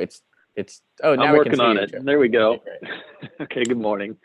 It's good to be here. Good morning, co-chairs Elliott and Haskell, ranking members Haynes and Whitcoe, are members of the committee. My name is Nathan Fuerst. I'm the Vice President for Enrollment at the University of Connecticut. Thank you for this opportunity to provide testimony on behalf of the university concerning two bills, HB 5467, an act proposing an application-free day for FAFSA filers, and second, SB 357, an act concerning the prioritization of in-state students at public institutions. For the application fee-free day, a little bit of a tongue twister there, for FAFSA filers, we always applaud the efforts of the General Assembly to advance the conversation around access and affordability, but we have some concerns about whether the bill as proposed is feasible. Uconn has made deliberate efforts in recent years that have produced increasing economic, ethnic, and racial diversity among our students. Over the past 5 years, enrollment of Pell-eligible students has increased from 23 to 28%. Minority student enrollment has increased from 29 to 35%. And first-generation enrollment has increased from 27 to 35%. So far this year, it's worth noting that 24% of our application fees have already been waived. And as the governor recently announced, Uconn's Alliance Pathway program will expand access and in particular offer fee waivers in a more expanded way. The logistical challenge is that students do and should always apply for admission first, then submit a FAFSA. This is the natural order of the process, and while it doesn't always go this way, for this and other reasons, we see minimal to no impact as a result of HB 5467. With regard to SB 357, an act prioritizing in-state students at public institutions, we believe the legislation will have long-term negative impacts on Connecticut's future workforce and demographics. Uconn is enrolling record numbers of in-state students with over 5,000 new Connecticut Huskies for fall 2020, the most in our history. That's an increase of 500 from 5 years ago and an increase from 1,000 from 10 years ago. Uconn does and will continue to seize every opportunity to keep the best and brightest in the state to pursue a world-class education at Uconn. But to deliver a world-class education, we must have students from beyond our borders. This adds geographic diversity and it introduces global perspective that add to the quality of the education for our Connecticut students. We are not a world-class institution without these students beyond our borders. The most urgent element of this conversation, however, is the looming and imminent demographic crisis that our state is facing. Connecticut is experiencing one of the steepest declines in high school graduates in any state in our nation over the next 20 years. All things being equal, universities across the region will be smaller and some may close. We must act swiftly and deliberately to mitigate this decline in order to protect the vitality of our workforce and resiliency of our economy. Uconn is a significant importer of young talent. We're part of the solution. 1 in 4 of our out-of-state students who graduate from Uconn stay in the state and contribute to the economy. We believe SB 357 would work as an impediment against these outcomes and would compound an already ominous decline in the demographics in our state. We should be discussing the opposite and finding creative ways to capitalize on the strengths of our higher education institutions that have the capacity to draw new people to Connecticut, in addition to keeping great students here. This is absolutely essential for the health of our economy and the health of our institutions. Thank you for your time and consideration, and I'm happy to answer any questions. Thank you so much, Mr. First, for your testimony. I don't see any questions from committee members, but let me just chime in and say that I agree with you. I think one of the things that makes UConn a world-class institution is the fact that, and one of the great benefits it serves to the state of Connecticut and to our economy, is bringing people from around the country and around the world into Connecticut, and hopefully, at least in 1 out of 4 cases, inspiring them to stick around here. And of course, I do want to mention too, would it have or I guess this is a question, would it have a financial impact on the university to increase the amount of in-state students versus out-of-state students? I know that typically out-of-state students pay more than in-state students. Yeah, absolutely. That's a good point, Senator Haskell. And if we were to reduce the number of out-of-state students at the university, it would have a significant financial impact to the institution. So that's definitely a factor to consider. We think that's obviously very, very important, and it would carry a fiscal note associated with the legislation. However, the bigger issue, I believe, is this demographic one. And I'm not sure that we're really tackling that one head on. It's coming at us, and we need to work to address it. Well, I've got a lot more questions for you, but I want to now move to Representative Vail. Thank you, Mr. Chair. I have a few questions. What is the allotment that the state of Connecticut, what's it called, the bond that we give you every year? What's the amount that the state provides to the university? I don't have that number offhand. I'm sorry. I don't have the number in front of me. I don't serve on the Appropriations Committee, Representative, but I believe the block grant is in the area of $300 million. Thank you, Senator. And that's the word I was looking for, block grant. There was Office of Legislative Research did a report a few years back. I actually requested it, of how much money each state puts into their flagship university, and it was done in all 50 states. And Connecticut was the 3rd highest in the United States out of all those 50 universities, paying an average at the time, I think it was around $23,000 per student that the state of Connecticut puts into the UConn system. So that's pretty substantial. And I think that's why it's important that we keep, I have nothing against grabbing talent from all over the country and all over the world. But our priority, to me, as a state flagship university, is to look for those students, first. I mean, you're a state university, and again, we put a lot into that. And so I have concerns with that. You mentioned there's 500 more students and 1,000 from more than 2 years back of in-state students. And I know, but you've grown as a university, is that correct? Yeah, that's correct. And so what would the percentage, I'm more about percentage, if you have 500 more, but you have, 2,500 more students, then percentage wise, where does that, do you have those numbers available? Yeah, about 80% of our students are Connecticut residents, and that's been pretty stable over the years. We've grown, and we've continued to serve more Connecticut residents. That's like so super important. I think we're on the same page on that issue. Like I said, we just want to make sure that we retain the ability to bring in more out-of-state students and have them contribute to the economy here. And I actually represent an area pretty close to the university. We have a lot of graduate students that live in Stafford Springs. A lot of employees from our area. work there, and I think you guys are doing a great job. I want to make sure that we're keeping our best talent home, and that when you're putting this much money from the state coffers into the university, I really want some accountability as to, that we are taking care of our in-state students. So I'll continue to monitor that, and I appreciate your testimony. Thank you. Thanks, Representative. If Representative Haynes will indulge me, I just want a brief follow-up on that.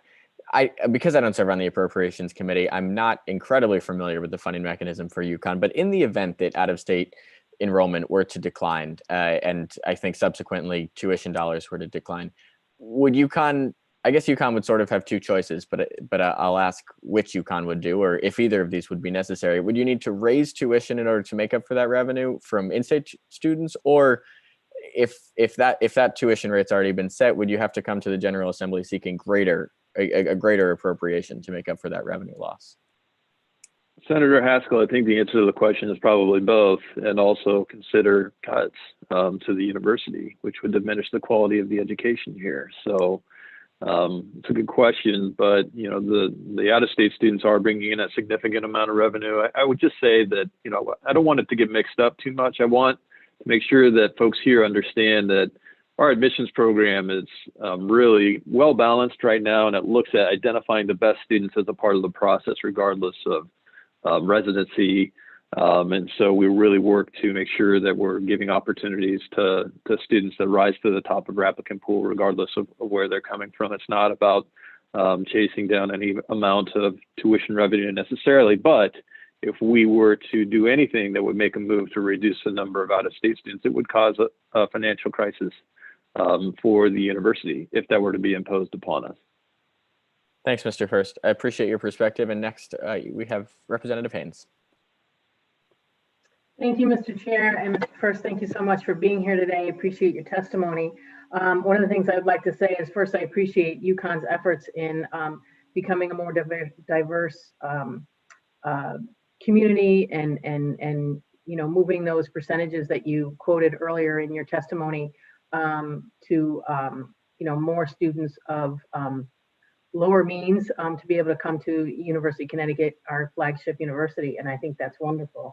One of the things that the fee-free day does, however, is it addresses the two things. It addresses, first of all, that there are $26 billion of Pell Grants that are left on the table every year, and we want to get more of that money. So that's definitely one thing that we want to do. And I think what it also does is it would highlight Connecticut as being a state who is interested in out-of-state students. And the fee-free day actually basically says with a splash that this one particular day of the year, you can come to Connecticut and go to college, apply for acceptance into these colleges, whatever colleges are going to jump on the bandwagon for that day. And I think if UConn wanted to lead out the charge, that would be awesome. But I do have a question in regards to your testimony. You had mentioned something about that we are looking to see a serious decline in our high school graduation. And I'm curious as to what you see and why is that happening. And I think our higher ed, needs to really address that as well, because our workforce is going to suffer from that as well too. So can you speak to a little bit more on that? Absolutely, Representative Haynes. It's a good point of clarification. It actually has nothing more than to do than birth rate. So it's actually the scholar that's done a lot of work in this area is Nathan Groff. He's an economics faculty member at Carleton College in Northfield, Minnesota. And he often refers to it as the birth dearth. It really has nothing more to do than we have fewer young people. That's going to become a fundamental issue. The numbers just simply do not work, folks. We have fewer young people. We need to address that head on. And it's in the magnitude of, between 15 and 20% decline over a couple decades. And that is very significant when you're talking about around 38,000, 40,000 high school graduates in the state every year. So, we're talking about it here, obviously, as it relates to our enrollment program and what that looks like, and making sure that we do as much as we can to keep all those students here that we do have, but of course, drawing in interest from other talented people and other places. Okay, great. I hadn't even thought of that, so I appreciate that insight. So thank you. I do think that we can do all that we can do to encourage out-of-state students to come to Connecticut and learn here and work here and grow here and raise families. So maybe we can fix it in one fell swoop. But thank you so much for being here today. Appreciate your testimony. Thank you. Thanks, Representative. I see no further questions. So, Mr. First, I appreciate your time and your testimony and hope to see you again soon. You too. Next, Thank you. James Kyle, I apologize. I must still be recovering from the all-nighter in public health, and I totally missed you on our list. So we're going to circle back to Mr. Kyle.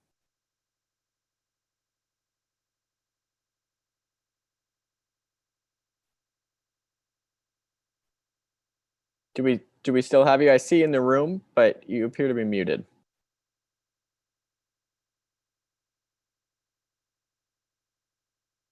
Okay, I think we should temporarily skip him, but I will circle right back because I do feel terrible that I skipped you before.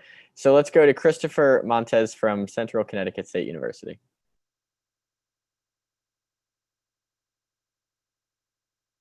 Oh, sir, I'm sorry, you're muted.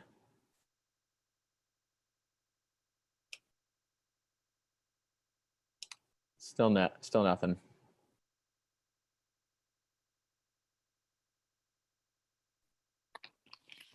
There we go. All right, sorry about Welcome. that. Senator Haskell, Representative Elliott, I don't think is present, but I'll still greet you and members of the Higher Education and Employment Advancement Committee. Thank you for your ongoing service to the people of the state of Connecticut.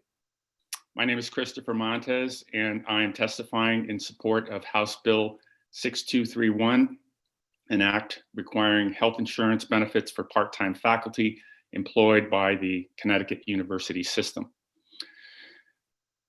Currently, I'm in my 26th year of teaching at CCSU as an adjunct faculty and part-time lecturer in the Department of Psychological Science. I've had the opportunity to instruct and help shape the minds of approximately 2,368 students in my various courses.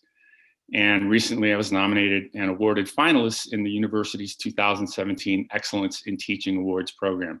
And I say these things not at all to boast, but rather to lend credibility to my testimony as a dedicated and seasoned instructor with a devotion to provide the best education for our students. However, despite the 26 years of part-time teaching and equivalent to about 13 years of full-time teaching, I am not eligible for state-sponsored health insurance when I retired. It's truly inequitable. It's unfair to the part-time faculty of the Connecticut State University system. And as it is, we believe we're far underpaid and receive few benefits afforded to our full-time counterparts.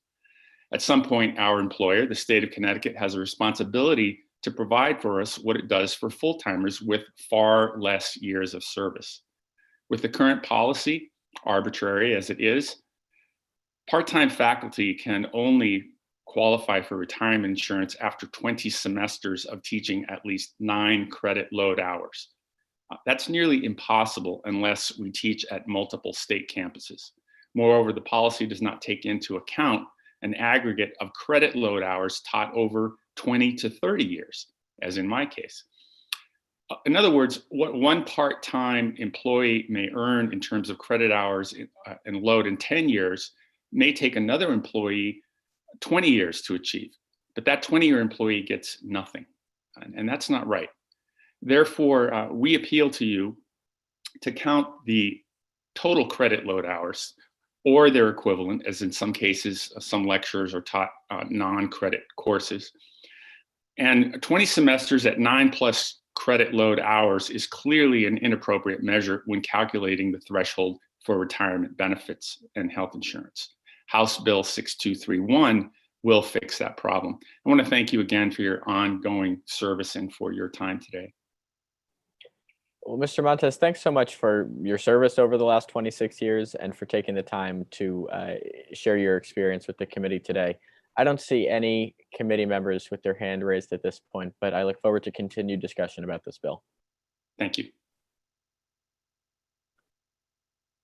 Okay, I'm going to circle back one more time to James Kyle to see if he's available to testify at this point. Mr. Kyle, perhaps our committee staff could reach out to him separately.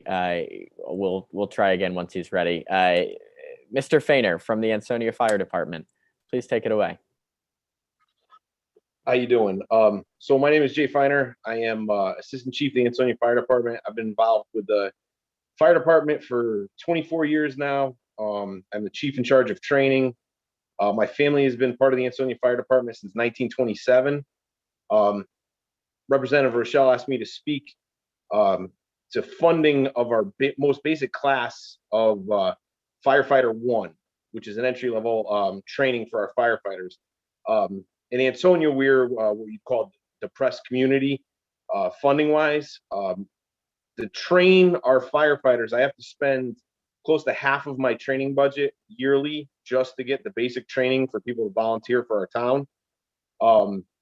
We have a training budget of approximately $18,000 a year, and I have to spend half of that because every student I send to Fire One, they are $1,250 a student to send them on to that class.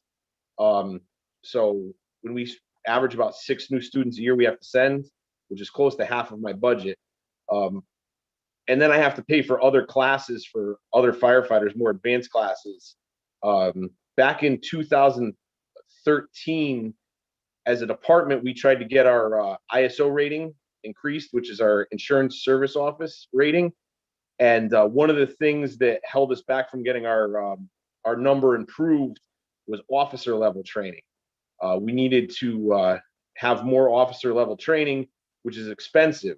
I've looked in, and we've improved since then, but it does take a lot.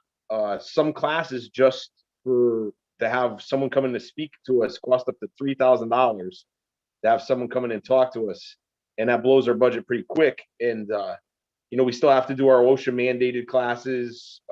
People who take Fire 1 that want to go on to become officers in the department need to take Fire 2, which costs money. So getting help to pay for our Fire 1 classes would be very beneficial to our department and to our training budget. That's what I have on that. Thank you so much, sir, for being here and for your service to the city of Ansonia. I know that you've got a strong representative, a strong voice for the firefighting community in Representative Rochelle, and I see she has her hand raised, so I'll go to her now.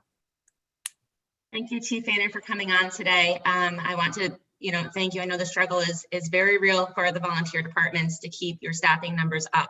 And as we are the Higher Ed and Workforce Development Committee, this is truly a workforce issue to keep our residents protected and keep a well-funded and well-trained volunteer and professional fire department across the state. Can you share a little bit about the other classes, just so folks that may not be aware of the type of coursework that goes into fire training? Fire 1, is the basic building block so that folks can basically just respond to it all, go into a burning building, handle. Can you explain a little bit about what that class is and what the other classes are, the types of things that go in? I know there's man versus machine and some more complex things. Can you share that with the group just so they understand how this is the basic building block for building our workforce? Yeah, absolutely. So the Fire 1 course starts day one learning what your turnout gear is, the gear that we wear. And that gets you all the way up to a point that you can show up at your firehouse and you can run out on a call. But then after that, you need to learn other stuff like the hazardous materials. In Fire 1, you learn the very basics of hazardous materials, like don't touch it if it's not yours. But as you move on, you need to learn on, like it being the officer on scene, how to handle that entire scene. So that's, you learn that type of stuff in Firefighter 2. But like this weekend, we're going to New Haven Fire School because it's an OSHA mandated policy that we have to see. Everyone who's an interior firefighter has to see a live burn once a year. Now that could be in an actual structure, with a house burning, or it could be down in New Haven Fire School. So we're going to New Haven Fire School this weekend. We have to pay for the New Haven Fire School rental for that. A lot of our guys go on to become instructors. Yeah, we have to pay for them to go take the instructor class. We can utilize that resource once they take it, but we need to pay for them to take it. So we have those instructors that can help us out. anyone who wants to be chief has to take department safety officer. So you learn how, what to look for and how to handle it when there is an issue. And to take department safety officer, you need to have fire department officer class. They have fire officer 1, fire officer 2, and those are the building blocks of becoming an officer. All those classes help at our officer training level to further the department, but to get there, it all starts with firefighter 1, which is day one, how to put on your helmet, how to put on your boots. And without that, we just simply don't have people to respond to the calls when someone gets into a car accident like today with the snow.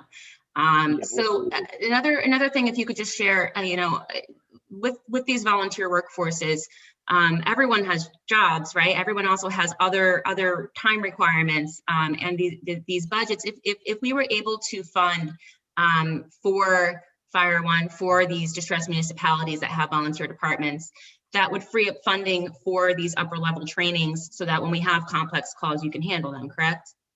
Absolutely. And one of the other things I think that it would help with is, when I came up in the business, from day one, and when my father came up, we were 9 to 5ers, we worked day shifts. So everybody that, Fire One classes are all at night with the Valley Fire Chiefs. But having some extra funding, we could get into other classes where they host those Fire Ones during the day for people that have to work nights, guys that drive delivery trucks and work overnights, guys that, do shift work in factories, or, it's not the same as when I first started. I came up working construction, so I worked 7 to 3:30. So taking a Fire One class at night was not a problem. But I see now guys have responsibilities, and, their wife works, and so they can't go during the night, but during the day could help. And I know Fairfield Fire School has run them during the day, but that's more than the Valley, and it's faster pace. The Valley does it, 1 night a week or 2 nights a week and every weekend, but some of the day ones, they do them 5 days a week, but that costs, it costs more than the Valley does. And how many people do you usually send in a year? I just want to share with folks just kind of like how small this fiscal note would be to address the distressed municipalities that have volunteer departments. How much is a typical Fire One course? Typical Fire One course from the Valley School that we normally use is $1,250 a student, and the Ansonia Fire Department averages about 6 students a year, which comes to about $7,500, which is a little less than half of my training budget. My training budget is $18,000 for the year. That takes, $9,000 is half of it. That takes almost all of that. So while this would be a small fiscal note for the state, it would have a large impact on the Ansonia volunteer work fire department. Absolutely. That would give me half of my training budget back for other advanced classes. Like you had mentioned, man versus machine. The gentleman that runs that, Mark Gregory, he's out of the New York Fire Department. We're bringing him in June to do an advanced rescue class for rescuing ourselves. RIT, we call it, rapid intervention. And that class is going to cost us for 1 night and 1 day over $3,000. Having that $7,500 back in my budget could give us more of those classes in the fiscal year. And what types of, just so folks have a concept of what that is. So what are you training your workforce to be able to accomplish for residents they're protecting? So the class that we're bringing him in for is if we go in to try and save somebody and we get jammed up, it's for rescuing us and methods of rescuing us to get us out of a fire, rapid interventions, saving firemen. That's one of the classes. We're doing another class that we're funding is vent enter search, we call it. So like in Ansonia, we have a lot of multi-families, and this is for if we're shorthanded, which volunteer fire departments, we're having trouble getting people, going through a window into a bedroom instead of trying to go through the front door or off a ladder, going in, searching the room and coming back out the window onto the ladder and moving on. You can do that with less manpower because we're trying to spend money to figure out how to do more with less, because we're not getting our doors beat down to get volunteers anymore. Like when I joined, there was a waiting list. And being that you are in a distressed municipality, can you just share a little bit about how the volunteer departments are or not funded, the type of troubles they have with getting increased funding, being in distressed municipalities, especially smaller ones? Well, we don't have especially in Ansonia, we don't have the factories anymore. So we don't have the tax base that we used to have. And we used to get money directly from the factories to help fund us. You know, we'd get the factory workers to help fill our spots. That was a benefit that was given to, you know, American Brass and Ferrell's workers, that they were allowed to go to fire. So that really helped with our manpower numbers. And, you know, if we needed hose or something, that, you know, the factory would kick in. Now we have a much smaller tax base, so we don't get that funding that we used to. Our budget, I don't want to give you, you know, hard numbers because I don't know them off the top of my head, but I believe our budget for the fire department is less than it was a decade ago. Yeah, so you're doing more with less and trying to maintain a workforce under extremely difficult circumstances. So I want to thank you for being on today and sharing that with this committee, and for all that you're doing for our community and communities like yours, volunteer communities across the state, advocating for them as well during the, you know, for this potential increased funding. Thank you. Thank you. Thanks, Representative, and thank you, sir. We move now to Senator Whitkos. Thank you, Mr. Chairman, and thank you, Chief, for taking time out to testify today. It was probably, if my memory serves me correctly, about 8 to 10 years ago when Speaker Amon had a bill in, I think it actually became law, where the state would fund $1,000 per firefighter one education per community. Two questions, were you aware of the program? And B, did your community ever take part of that? I can answer no for sure. I did not know about the program. And in my, I'm in my start of my 5th year as training chief. We have not taken part of that program because, as far as I know, I was not aware of that. And I'm not sure if anyone else in my department or municipality was. Well, in fairness to yourself, I don't think it's been funded in quite some time. And it's shameful that we're going back to revisit something that we knew was important a decade ago. And at the time we had money in the state budget to give $1,000, and I forget the formula, how it worked, but Mr. Chairman, if we could probably have OFA look into that for us and see if it still maintains a line item in the budget. That's something that we really should support. And, you know, Speaker Amon at the time brought this very valuable bill before us, same as Representative Rochelle, and how important it is for our communities who really rely on the volunteers to do it. If in the cost to municipalities to hire full-time fire departments would far outweigh the cost of the minuscule dollars that the state could help in supporting and paying for these classes. So just like to get a little bit background on it and make sure that, you know, when we have our friends over in the Appropriations Committee, if it still maintains its line item, that we make sure we get some dollars in there for the exact reasons that Representative Rochelle and the Chief are testifying here before us today. Thank you, Mr. Chairman. Thank you, Senator. We do have representatives from OFA on the line, and I think that would be a valuable inquiry. So I look forward to seeing those results. And, you know, I certainly wasn't here a decade ago, so appreciate you bringing me up to speed on that history. Next, we'll go to Representative Haynes. Thank you, Mr. Chair, and good morning, Chief. I appreciate you being here today, and Representative Rochelle, thank you for all your questioning. I do have a couple that you missed, so I figured I'll give them a shot.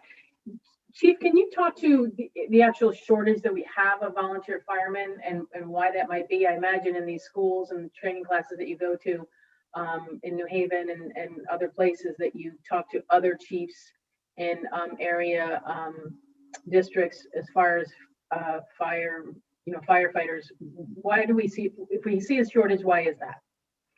I have 2 theories. My personal theories why I think we're volunteers are having problems. One is, especially in my area, my first 2 area, as we call it, is the West Side Ansonia, and that is mainly owner unoccupied multifamilies. So there's no tie to our community from the people that moved in there. They don't own the building. They weren't Ansonia lifetime residents that lived in that building, and they know when they dial 911, we show up. They don't know how that happens. And I've seen it from talking to people when we're at their house at 3 o'clock in the morning. They came from a municipality that has a career fire department, and they don't know any different from what that was. And then my other theory is that I'm a legacy. I'm 4 generations in the fire department. That's all I knew, that when I turned 18, I was going to join the fire department, the same way my dad did, my grandfather did, when my great-grandfather joined in 1927. But trying to convince somebody now to run into a burning building for free just to support their community is a lot tougher than it was. I know my kids are all gung-ho. My oldest son's 12. He's ready to go. He wants to join. But somebody else's kids that moved in Ansonia that didn't come from it like I did, they have a completely different theory of, running into a burning building for free. I even, questioned it at 17, but the day I turned 18, my dad had my application, I joined, and now I'm a chief, 23 years later. Those are my two opinions why we're having volunteers. Now, other places have different issues. I know, like, I've spoke to, like the Orange Fire Department.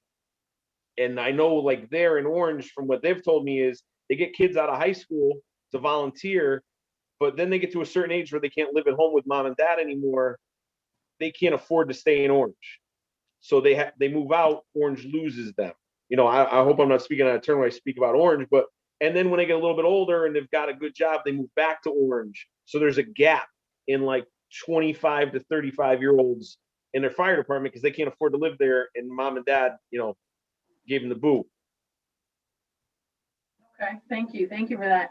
And if you don't have the budget dollars for these training classes, I imagine if you do have a firefighter who has come to you for training, is there other ways to get these funds? I mean, do you go to the municipality? Do they help you out? Does the volunteer themselves pay for this? What are other options that you have when you don't have your budget? I've got some certificates in my folder at home that there was no money in the budget and I paid for them myself. Our aldermen and our board of fire commissioners are very good.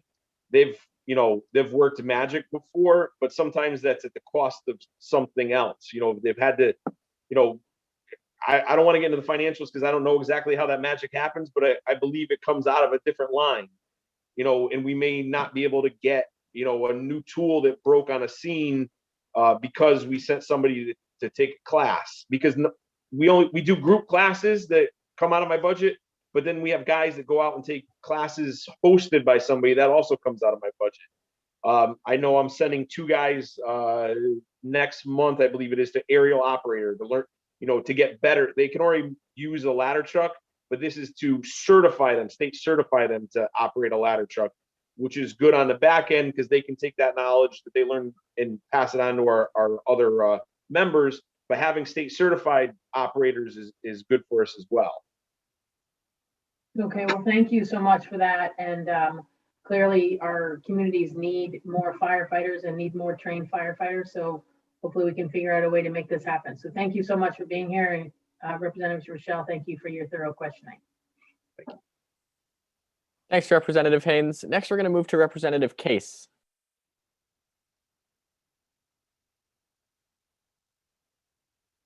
Representative Case, I think you're muted. I think the way to unmute is *6. There we go. Good afternoon. Yes, we can. How are you? Good afternoon. Sorry about that. I'm tied up. Hey, a quick question for you. So, interestingly enough, an article came out yesterday in the paper, and we are a distressed municipality up in the northwest corner, and we are down 30 firefighters from last year. My question is, with the fire schools and the training, we always look at this. How would funding, if the chief has any ideas, work? Because we're a separate 503C, and therefore we're not under any control by the state. Would the state be able to fund a nonprofit? And how does Ansonia work through that? I'm not really sure how that works. I know for us in Ansonia, the fire departments are, we're the Ansonia Fire Department, but the individual companies are they're incorporated separately. So like all of our fire department things, fighting fires, that all comes from the city. Prior to COVID, if we wanted to have a dinner for somebody, that was our money from our incorporation that we went out and got. So they're 2 separate things. I think that's what you're asking me. I'm not 100% sure. Okay, no, and I appreciate it. I know we're all trying to find ways to get, because a lot of it comes down to cost and training, and everybody needs a firefighter 1, firefighter 2, their interior, their RIT. It's very difficult, and we do spend the money with the state to build these fire schools. at the tunes of millions of dollars. We don't give them the money for maintenance. We don't give them the money to help with the training. But it's something that we need to help save our municipalities from having full-time paid that we can't afford to do. I agree with the bill. I'm just not sure how it goes through because these fire schools are private. They're not state-owned.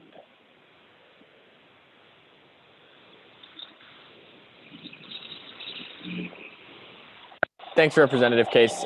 I don't believe. Did you have any further questions?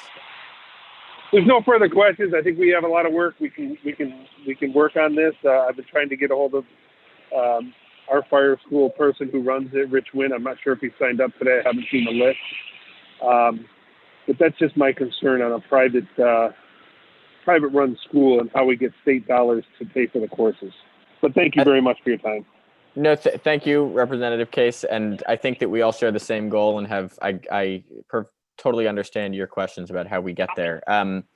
I think it's lucky that next on my list is Representative Rochelle, who for the second time, who has a question for Jay, but perhaps she could, although this isn't a committee meeting and we will have a committee meeting eventually to discuss between legislators, perhaps Representative Rochelle wants to speak to that in her question to Mr. Fainer. Thank you. I'm happy to address both. So first for Chief Fainer, if you can just share how long is a Fire 1 class, just so folks have a concept of the depth and time commitment? It's close to 6 months, I believe. It's longer now than when I took it. There's more involved.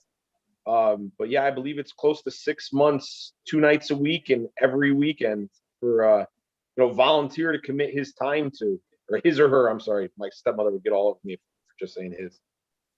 I'm very proud of the men and women that we have in our fire service locally. And so 3 days a week for 6 months for folks that already have a full-time job, may have kids, or trying to address other issues in life. And then doing this by trying to raise money, sometimes with boot drives and other things to supplement what a distressed municipality can afford to give to your department. Correct? Yes, Okay. Absolutely. Thank you for that. And then to address the question from Rep. Case, I'm working closely with the State Firefighters Association on this issue, both with leadership in the Connecticut State Firefighters Association and the head of the Education Committee, Scott Bisson. I'd love to talk with you further about this. The goal is, the 9 regional fire schools are state assets. So they're constructed by the state, they're funded by the state. And so the goal is to kind of make sure that the funding that we're sending to municipalities to specifically distribute to fire departments, whether they are public or if they're within the borders of the town that is distressed, this funding would go to those departments, whether they are independent entities or not, in order to cover this. We'd be looking at their average of Fire 1 students that they send over a 4-year period, with the exception of 2020 due to the skewing of numbers that we're going to see from 2020. So we take a 4-year look back, look at the average, and then we would say, okay, in Sonia or a town in your district, we'll have 5, 6, 10 people that they typically send in a year, and we would send the money down to the municipality to distribute to the fire departments to get their people trained at our regional fire schools. So can I jump in and interrupt Kate? Sure. Representative question. Case, if it's a question for Mr. Fainer, that's totally fine. But I think the conversation between representatives is probably better suited for the committee meeting, unless it's just a very brief point. Okay, no, I wanted a real quick question, because our fire school is not in a distressed municipality, but it services the 7 towns around it. Representative Rochelle. Sure. So the money would not go directly to the fire school. It would go to the municipality that is distressed to then be spent on the regional fire school. So any town that is having difficulty affording sending their potential volunteer fire force for training would get the funding. So the town in your district, the town in my districts, and towns in the eastern part of the state, there's towns all over the state that fall into this distressed municipality category that are trying to maintain a volunteer fire force and can't afford to have a paid fire force. Okay, I'm going to jump in here only because Beautiful. we do. Got it. We'll do it offline. All right, Get a hold sounds of me. good. Happy to talk. Thanks, Representative Case, and thank you, Representative Rochelle. I'm going to move now to Representative Smith, who has a question. Thank you, Mr. Chairman. Thank you, Chief, for being here and for answering all these questions. This is great. The comment you made about the 2 operators of the ladder truck just triggered in my mind that there's potentially another benefit to the bill that's been proposed. Because you mentioned that they're going for a course that would get them certified to operate that ladder truck, whereas now they can operate it, but they're not certified to do so. So I would imagine in that case, and then maybe generally across a company, the better trained and the higher trained the personnel are, the lower the insurance costs, which ultimately are paid by the community within which the company operates. And so would that be your understanding as well, that, you're going to see, or your town would see some lower overall insurance costs for the fire company's operations as a result of better trained personnel? 100%. As a matter of fact, when we went to get our ISO rating improved, that would be the benefit to our town, is by the fire department having a better ISO number, it would be better for the homeowner's insurance and in the renter's insurance, because we had a better rating.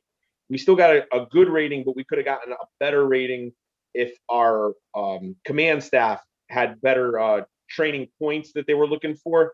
And we didn't have that. We've since improved on that, but that costs money. And, we have to juggle to get the money to get our command staff trained while we're still trying to train, any volunteer that we get. Got it. That's great. So that's another benefit of the bill, I would say, is that it's really an investment in the underlying communities, as well as, overall raising the educational opportunities for members of the force. So in my mind, the money comes back to the community in bigger and better ways. Thank you, Mr. Chairman, for that. Thank you, Representative. And thank you again, Mr. Fainer, for your service to Ansonia and for your testimony today. I see no further questions, so we're going to move on now to Mr. Kyle. I apologize for having skipped you previously. I somehow missed your name on our list. Please take it away.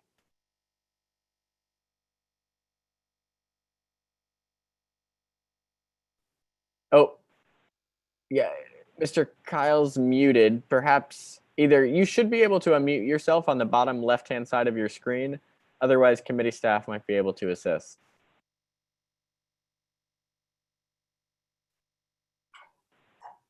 Yep. Okay. There we go. Yes. Great. Thank you.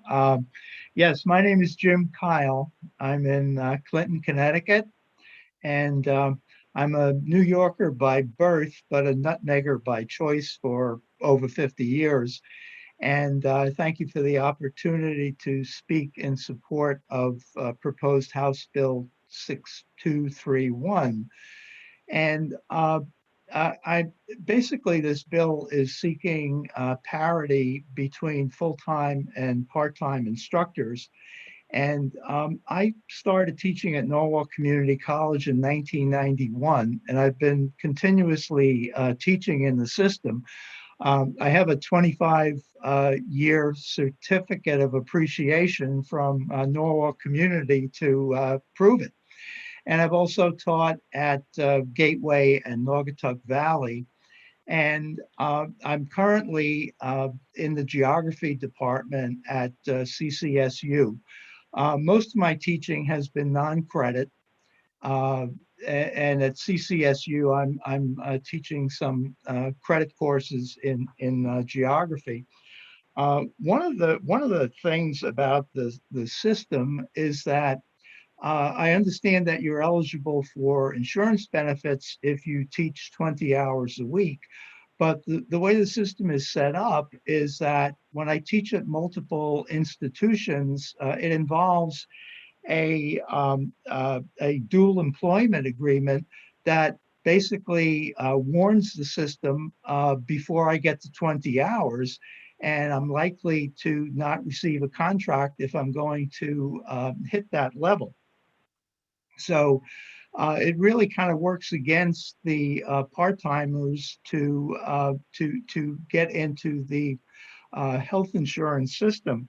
An issue was raised during this meeting this morning from someone from CSU. I didn't get the gentleman's name, about the possibility of an unfunded liability if this bill were to pass.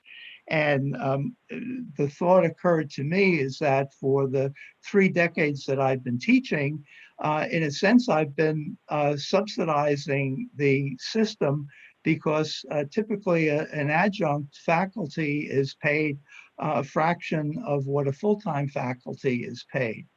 In addition to that, I am able to buy into the insurance system by paying 100% of the insurance premium. But I'm paid a fraction of what a full-timer is paid, but I'm paying some multiple of what a full-timer is paid to buy my health insurance. Another disadvantage of that is by bouncing from these different systems, whether it be at Norwalk and then at Naugatuck Valley, is that in between turns, I might be dropped from coverage at, let's say, Norwalk. I have a month in Cobra, and then I'm getting into the system at another institution. Well, the way that works against me is that last month I turned 75 years old, and I'm looking to finally get into the Medicare system. But because Cobra doesn't count as far as having coverage, I'm looking at possibly as much as 100% penalty on my Medicare Part B premium, just by virtue of my serving the state for 3 decades as a adjunct faculty. Excuse me, Yes. sir, you're over your 3 minutes. Could you summarize, please? Thank you. Yes. So the bill, which would give parity between full and part-time, I certainly am in favor of that. I would suggest one proposed change in wording to the bill where it states taught at least 90 credit hours to taught at least 90 credit hours or the equivalent non-credit hours, because most of my teaching has been non-credit hours, and only recently at Central am I actually teaching credit hours. So I've got the hours teaching in the system, but the vast majority of them are non-credit hours. Thank you for the opportunity to speak in support of this bill. Thank you, Jim. Appreciate that. Do we have any questions? Seeing no hands, thank you so much for the work you do for the state, and thank you for your testimony. Appreciate it. Moving on, we have Annie DeBoss up next.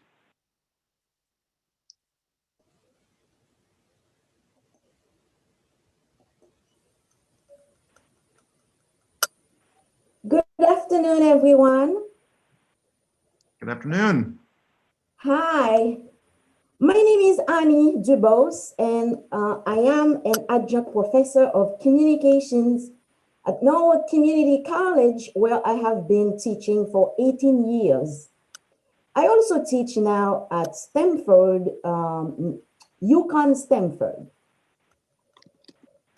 Distinguished members of the committee, like you, I chose the state of Connecticut to be my home.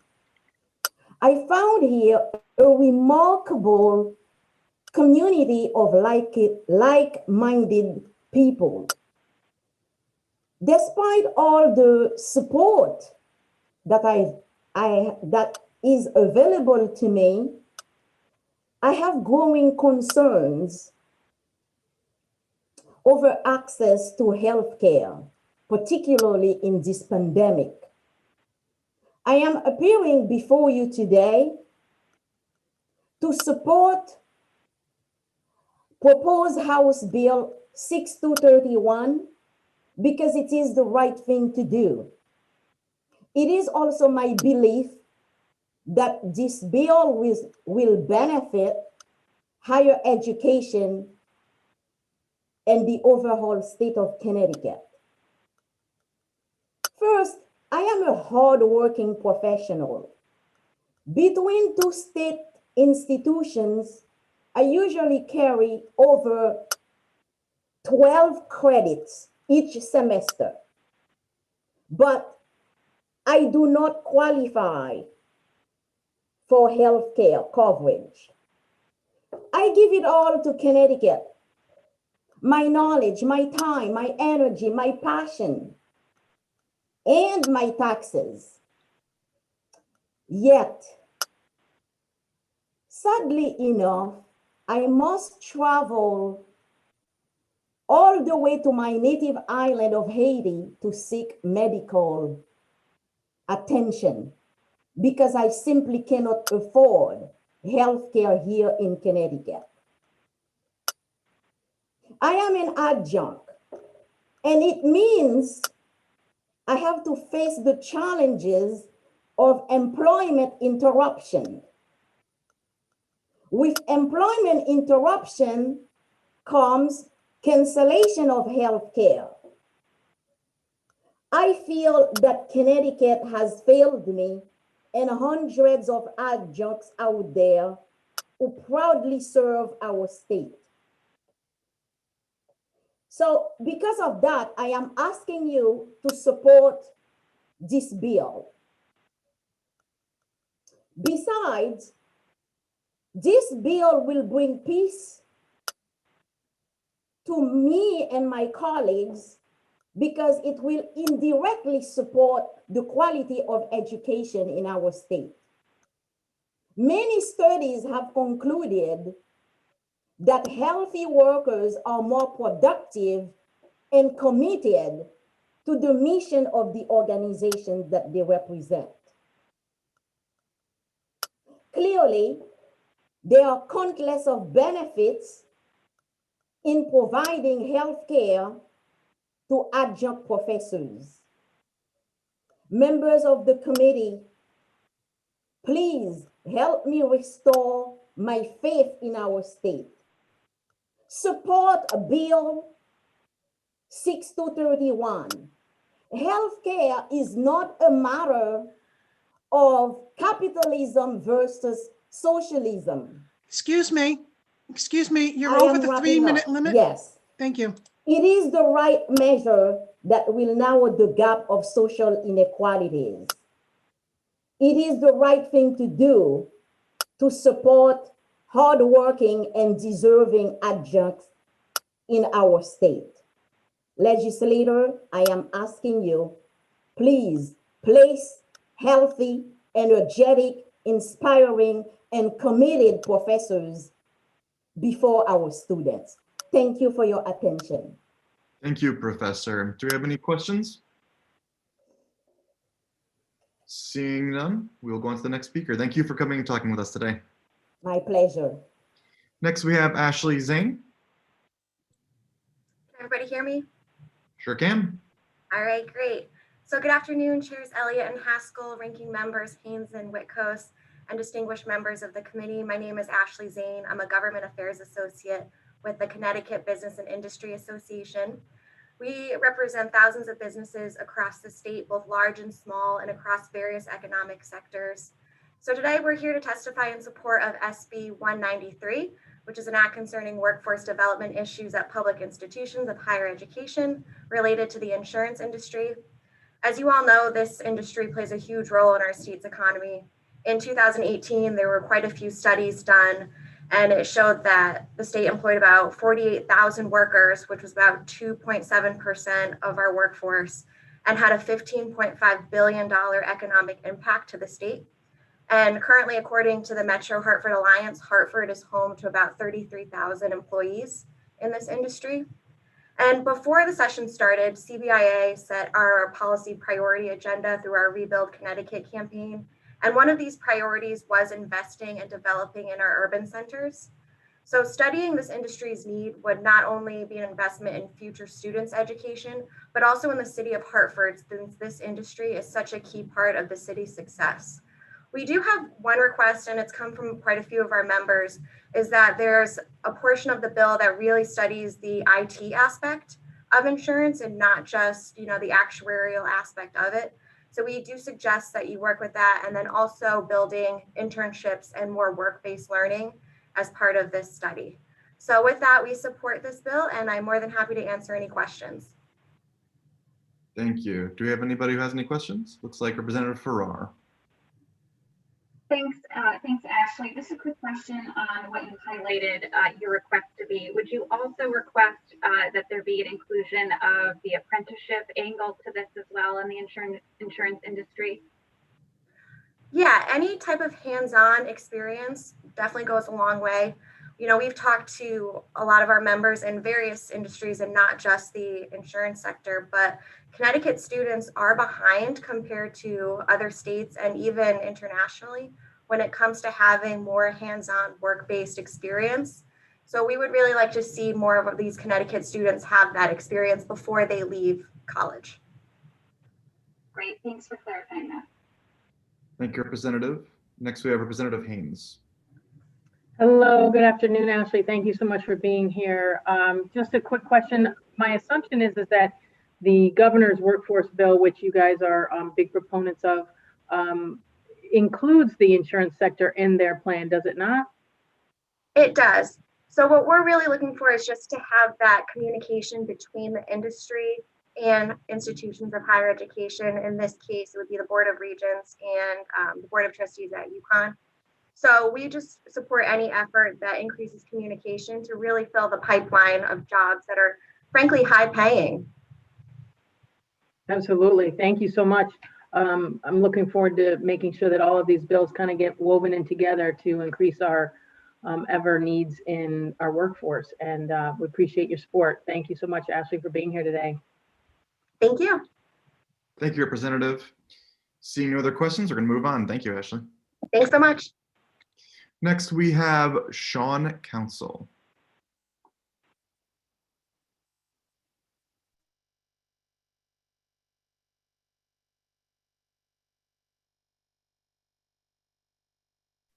I'm not seeing Sean, so we will move on to the next person. Next, we have Sarah Lemaster.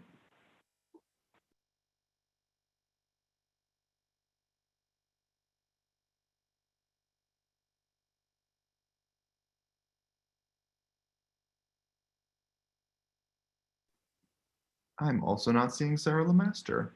Next, we will move on to John Board. Thank you, Representative Elliott. Chair Haskell, Chair Elliott, Ranking Members Whitgos, Ranking Members Haynes and Whitgos, members of the Higher Education and Employment Advancement Committee. Thank you for the opportunity to testify on House Bill 5468, NAT concerning college credit for military training, and House Bill 5467, NAT establishing fee-free day. My name is John Board. I'm a graduate of the CSCU system and former member of the Student Advisory Committee of the Board of Regents. I'm testifying today as the citizen advocate of these pieces of legislation. I would first like to address 5468. The objective of this legislation is fairly simple. It would require the Board of Regents, in consultation with the institutions of higher education, to adopt the recommended guidelines set out by the American Council on Education and consider such veterans' existing college level knowledge acquired through military or life experience every 5 years. Since 2014, the Veterans Affairs and Higher Education Committees have expressed their commitment and support for finding ways to have our service members use their relevant experience towards their university degree. While this concept already exists in statute, there is no time frame, no review time frame placed in the statute. Adopting this little change will ensure that our education system is keeping up with military advancements as it relates to MOSs and setting up our veterans for a successful future. As it relates to the passage and implementation of 5467, this policy will provide relief to our students and will boost enrollment at our public institutions of higher education. For the last 3 years, the state of Colorado has hosted fee-free application day where prospective students' application fees were waived. Colorado sets the requirements for this program as simply all state residents qualify for free application day. As long as residents submit their online application and other required personal statements or essays as prescribed by the state, any supplemental documents can be submitted at a later date. According to the Colorado Department of Higher Education and Governor Jared Polis, the 2020 free application day Students submitted more than 57,000 applications, saving more than $2.3 million. There was a 28% increase over the previous year, and nearly 1/3 of applications were submitted by first-generation students. If we want to make a serious effort in erasing equity gaps, the racial disparities in enrollment as well as graduation, there is a way to complete this. This is the way to complete the task. Nearly half of the applicants from Colorado's fee-free application day were submitted by students of color. As I've spoken with both education committees out in Colorado, and staff is willing to assist with providing supplemental research as well as a budgetary impact all the way through to. Excuse me, John, you've gone over the 3-minute limit. Please summarize. Thank you. For the record, I didn't hear the bell, Jeannie, but lastly, I wanted to just quickly respond to both Vice President Frust and Mr. Bradberry's testimony as it relates to Uconn. John, please summarize. We can't broadcast a bell. It doesn't work. I'm timing it on my phone. You're well over the 3-minute limit, so please summarize. Thank you very much. I would just ask that members of the committee inquire about responding to Mr. Frust and Mr. Bradberry's testimony. With that, thank you for your time and consideration. I'm happy to and prepared to answer any questions which the committee may have. Thank you. Thank you, John. Appreciate it. Do any members have any questions? Seeing none. Oh, we do, from Representative Haynes. Thank you, Mr. Chair. Thank you, John, for being here today. We appreciate it. And if you want to summarize your remarks in regards to the 2 testimonies that we heard earlier, we'd love to hear it. Absolutely. Thank you, Representative Haynes. While I submitted the concept of fee-free application day to Ranking Member Haynes, it was not tied to the completion of a FAFSA. So if really that's the only hurdle that Uconn has, hopefully the committee could clear that up and Uconn would be willing to support. As it relates to Mr. Bradberry's concerns, quite frankly, this is your answer. I would say instead of working with the governor's office, work with your legislative partners, work with students, work with the SAC, work with your alumni to find a solution. This program, Fee-Free Application Day, has been successful out in Colorado, and I am extremely confident that it would be successful here in Connecticut. Thank you, Representative Haynes, for the opportunity. Thank you, John. Appreciate your insights, and thanks for being here today. Absolutely, and thank you for sponsoring both of these pieces of legislation. Thank you, Representative. Any other questions? Seeing none, we'll move on. Thank you, John. Next, we have Kevin Keene.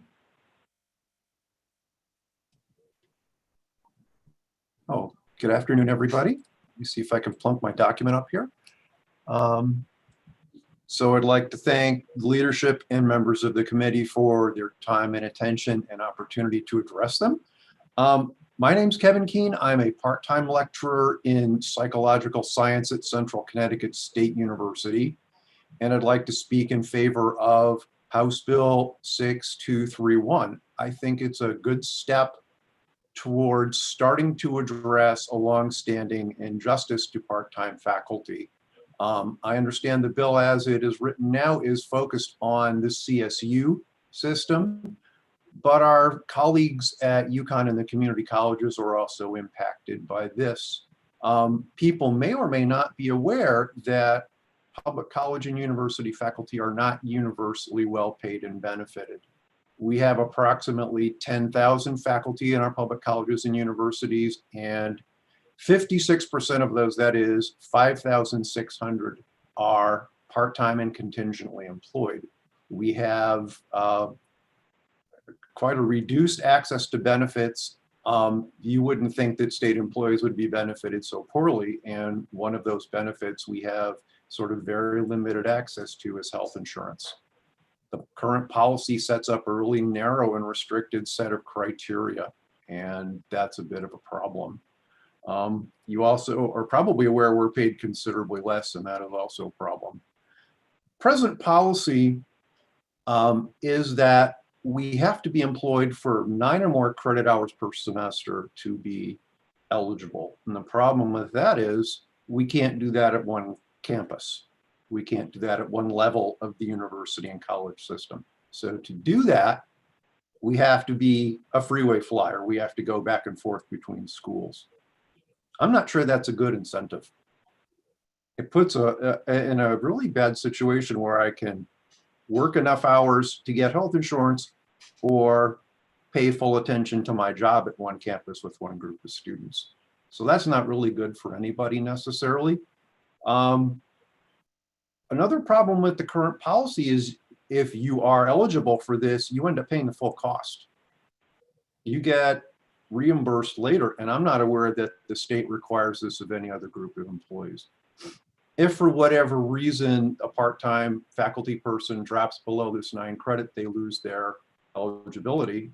And you know, contingent faculty do not get a guarantee of a course at all, let alone 9. So we can get courses taken away for almost any number of reasons, and through no fault of their own. You can get dumped off your health insurance very, very quickly and very easily. And then the other problem with that is you also lose that part of your salary, and then try finding health insurance coverage on your own. Bit of a problem. Last issue is that we're not covered for the entire year. If you're not teaching, you don't get access. So that means summer is a problem, and that means winter session can be a problem. You can go without, you can try to find your own coverage, or you could go on COBRA. So it's kind of a bad situation. Now, unfortunately, to get this benefit in retirement, it's linked to whether you were eligible while you were working. And the Excuse last me. big, oh, I'm sorry. You have reached the 3-minute limit. Could you summarize, please? Sure. Thank you. As I've got a lot of this written in my written, I'll just sort of skip to the end of it. Things we could do, remove the 9 credit per semester requirement.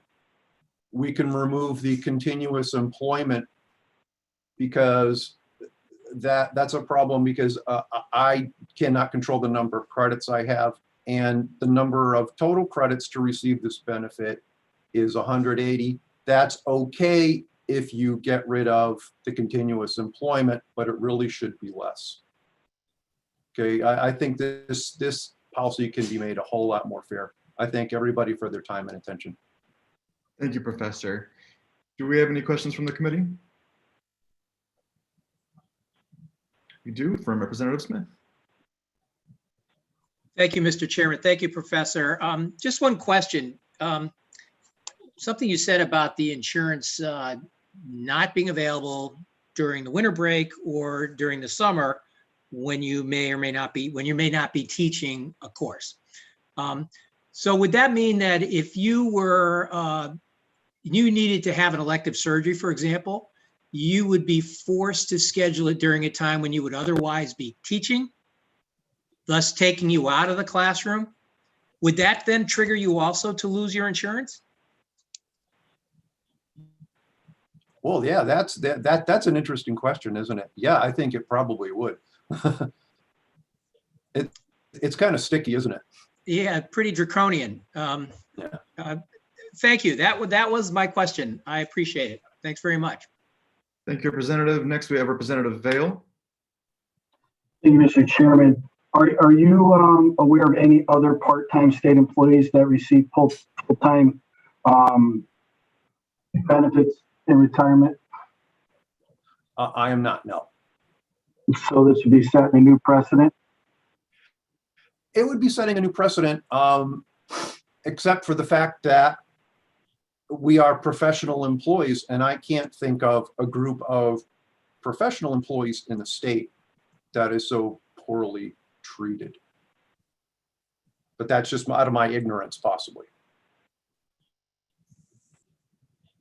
Do you have any further questions, Representative Vale? You all set? All right.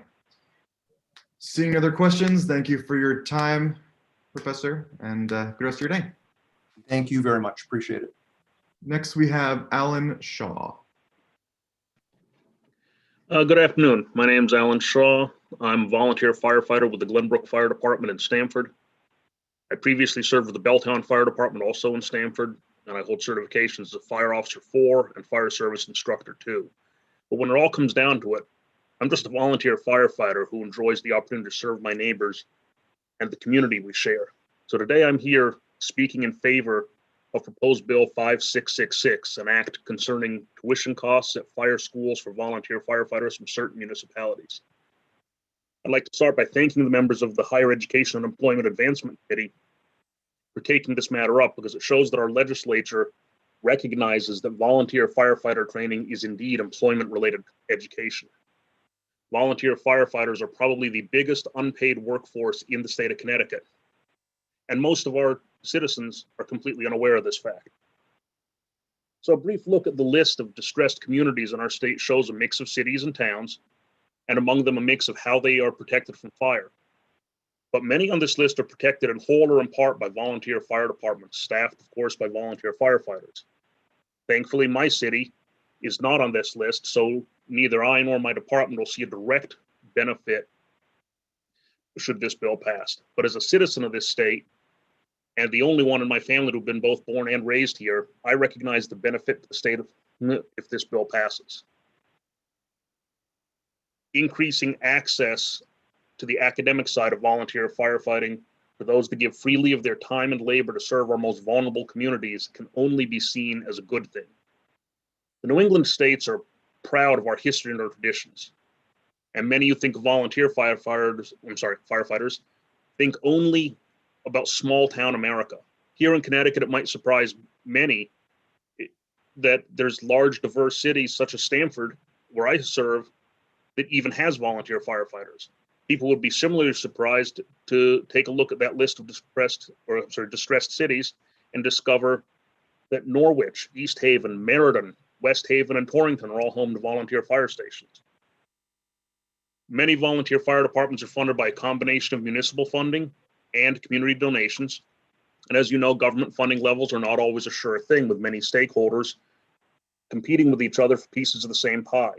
Additionally, during the COVID-19 pandemic, community donations may be down as we see so many families work through this unprecedented time.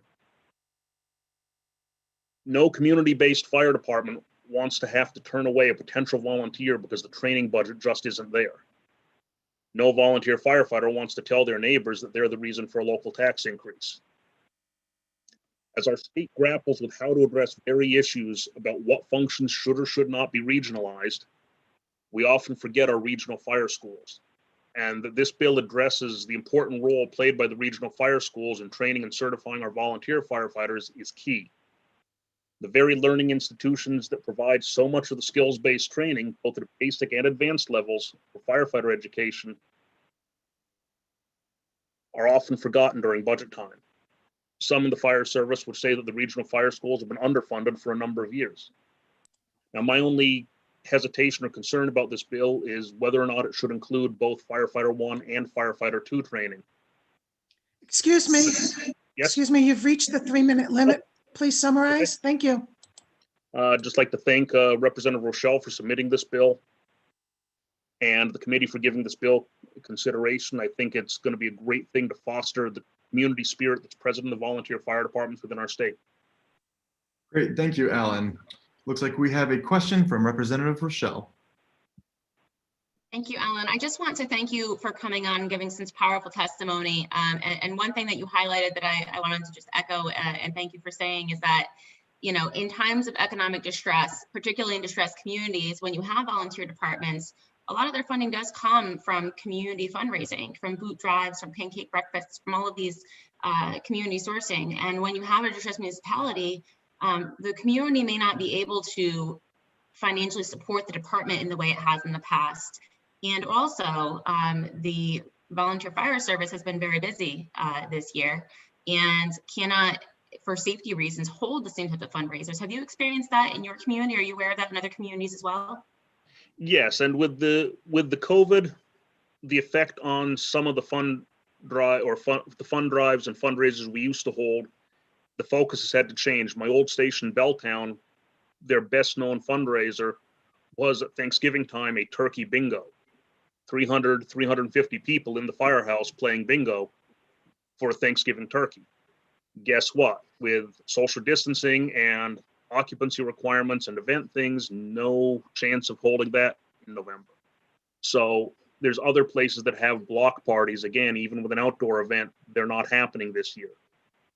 So a lot of the traditional events that would lead to those community donations aren't going to happen. And even if they did, there's going to be a significant amount of people, especially in the distressed communities, that don't have the disposable income right now to go to that event. Yeah, thank you for highlighting that. And for my colleagues, there's about 22,000 volunteer firefighters across the state that are staffing our department statewide. Thank you so much, Firefighter Shaw. Thank you for bringing this up. Thank you. Your representative, do we have any other questions? Seeing none, thank you so much for your time, Alan. Thank you. Next, we have Louise Williams.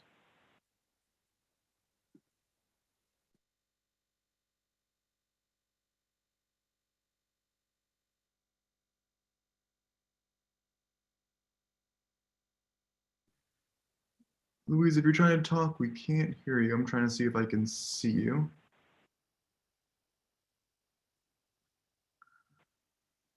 Louise, you are still muted.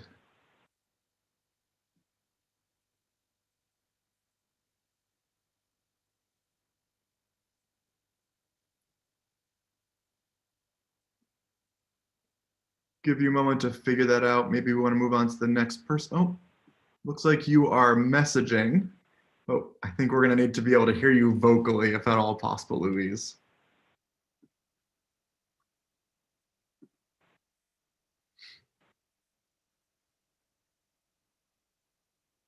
Jean, do we want to let some of the next people in and move on and until Louise figures Mr. Chairman, Representative Elliott? Yes. Ms. Williams, could you leave and come back in? You might be stuck.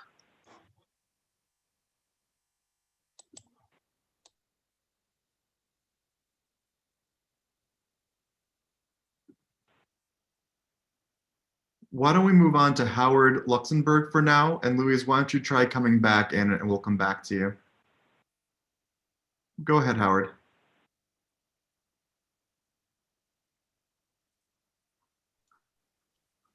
Hi, can you hear me? Sure can. Okay. Representative Elliott and members of the Higher Education Committee. My name is Howard Luxembourg, and I am a part-time professor of English at Eastern Connecticut State University. And you've heard from other people similarly situated. So I would like to talk for a minute, not about me, but about you, our legislators.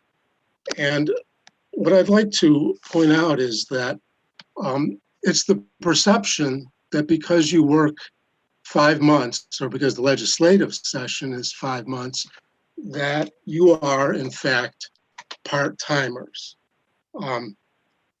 We know that's not true.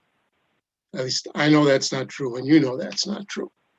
That your work year is in fact a full cycle, that when you work extraordinarily hard, and that the work involved in running for office is, well, I don't have to tell you what it is. You know it only too well.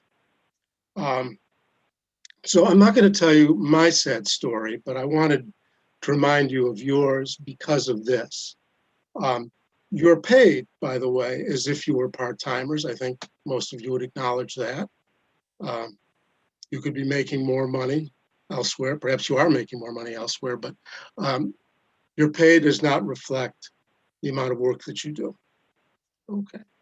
And in that respect, you are like the part-time professors that you've heard. But in one important respect, you are different, and that's this. You have health insurance provided by the state. And if you serve, I believe it's 10 years, you will carry that into retirement. Earlier, I think it was Legislator Vail who asked, could we name another part-timer who had health insurance? And my answer would be yes. And I think it's an unfair naming, but the other Connecticut employees, part-timers who have health insurance are you. And to be fair, I don't think anyone is opposed to part-time faculty having health insurance. The real issue, and that's what I'm going to talk about briefly, is how do you pay for it, right? If somebody gave you the money, none of you would deny this to my colleagues and I. So let me talk about how to pay for it. Currently, all of the state universities are open 12 months a year as businesses. They have overhead that runs 12 months a year, but they actually have income for only 8 months a year. They only run 2 semesters. 4 months a year, these business enterprises, because that's what they are as well as educational institutions, are offline. Add a 3rd semester. Adding a 3rd semester will not significantly increase your overhead other than professor salaries, and will bring in another 50% in terms of revenue. Excuse me, sir. You've reached the 3-minute limit, so please summarize. Okay, thank you. Thank you. My summary is this. The fair and right thing to do is to pass this bill providing health insurance, and the way to fund it is to open the universities up 12 months a year.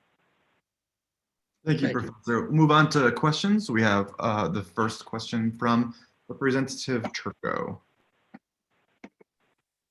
Thank you, Mr. Chairman.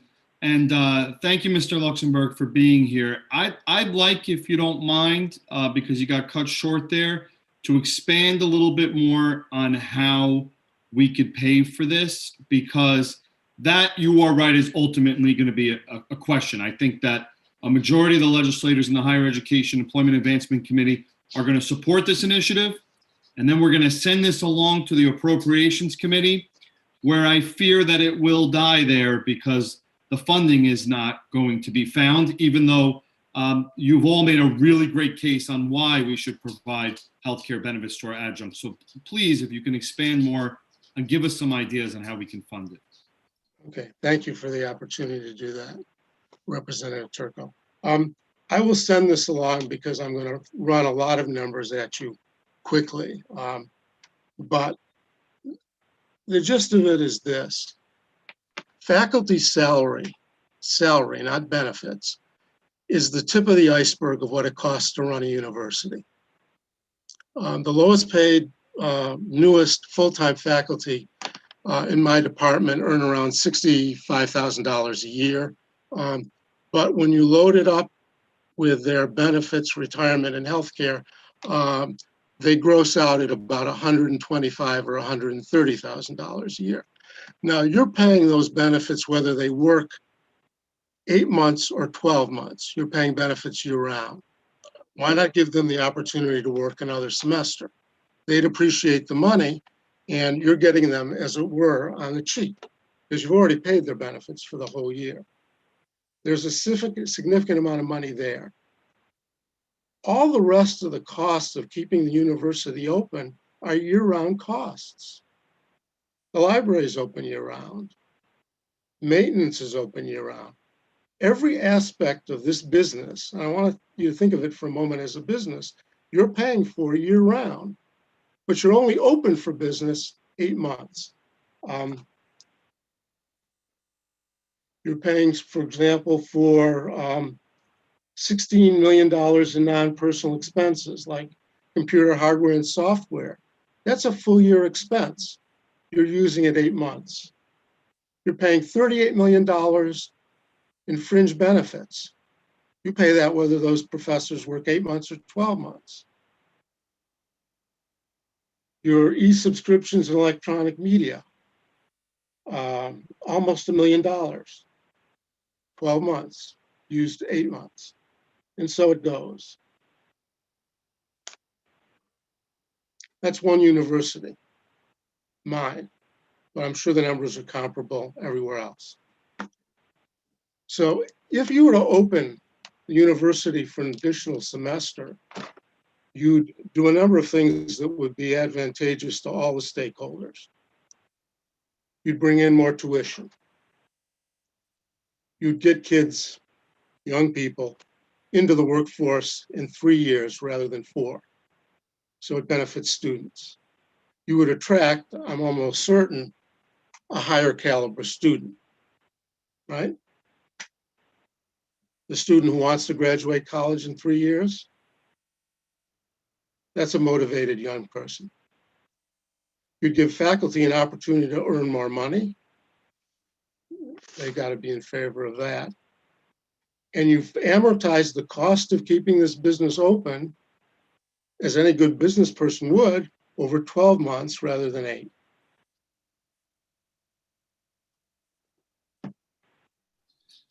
Thank you, Mr. Finally, and I don't think this is adequately understood by people who don't work in marketing, but, excuse me, you would have a unique selling proposition to bring students from all over the world to your college, our college.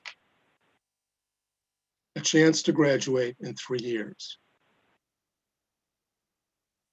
Now suddenly, it's not just one more state university. It's the state university, maybe the only one in the country, that lets you graduate, that encourages you to graduate, that's set up to let you graduate in 3 years. And if you start to think of it in those terms, I think you can see there's a way to pay for this. And frankly, a way to pay for a good deal else. Well, thank you very much, Mr. Luxembourg. I think you've given us a lot to think about. I want to show my appreciation for you as a Newington constituent.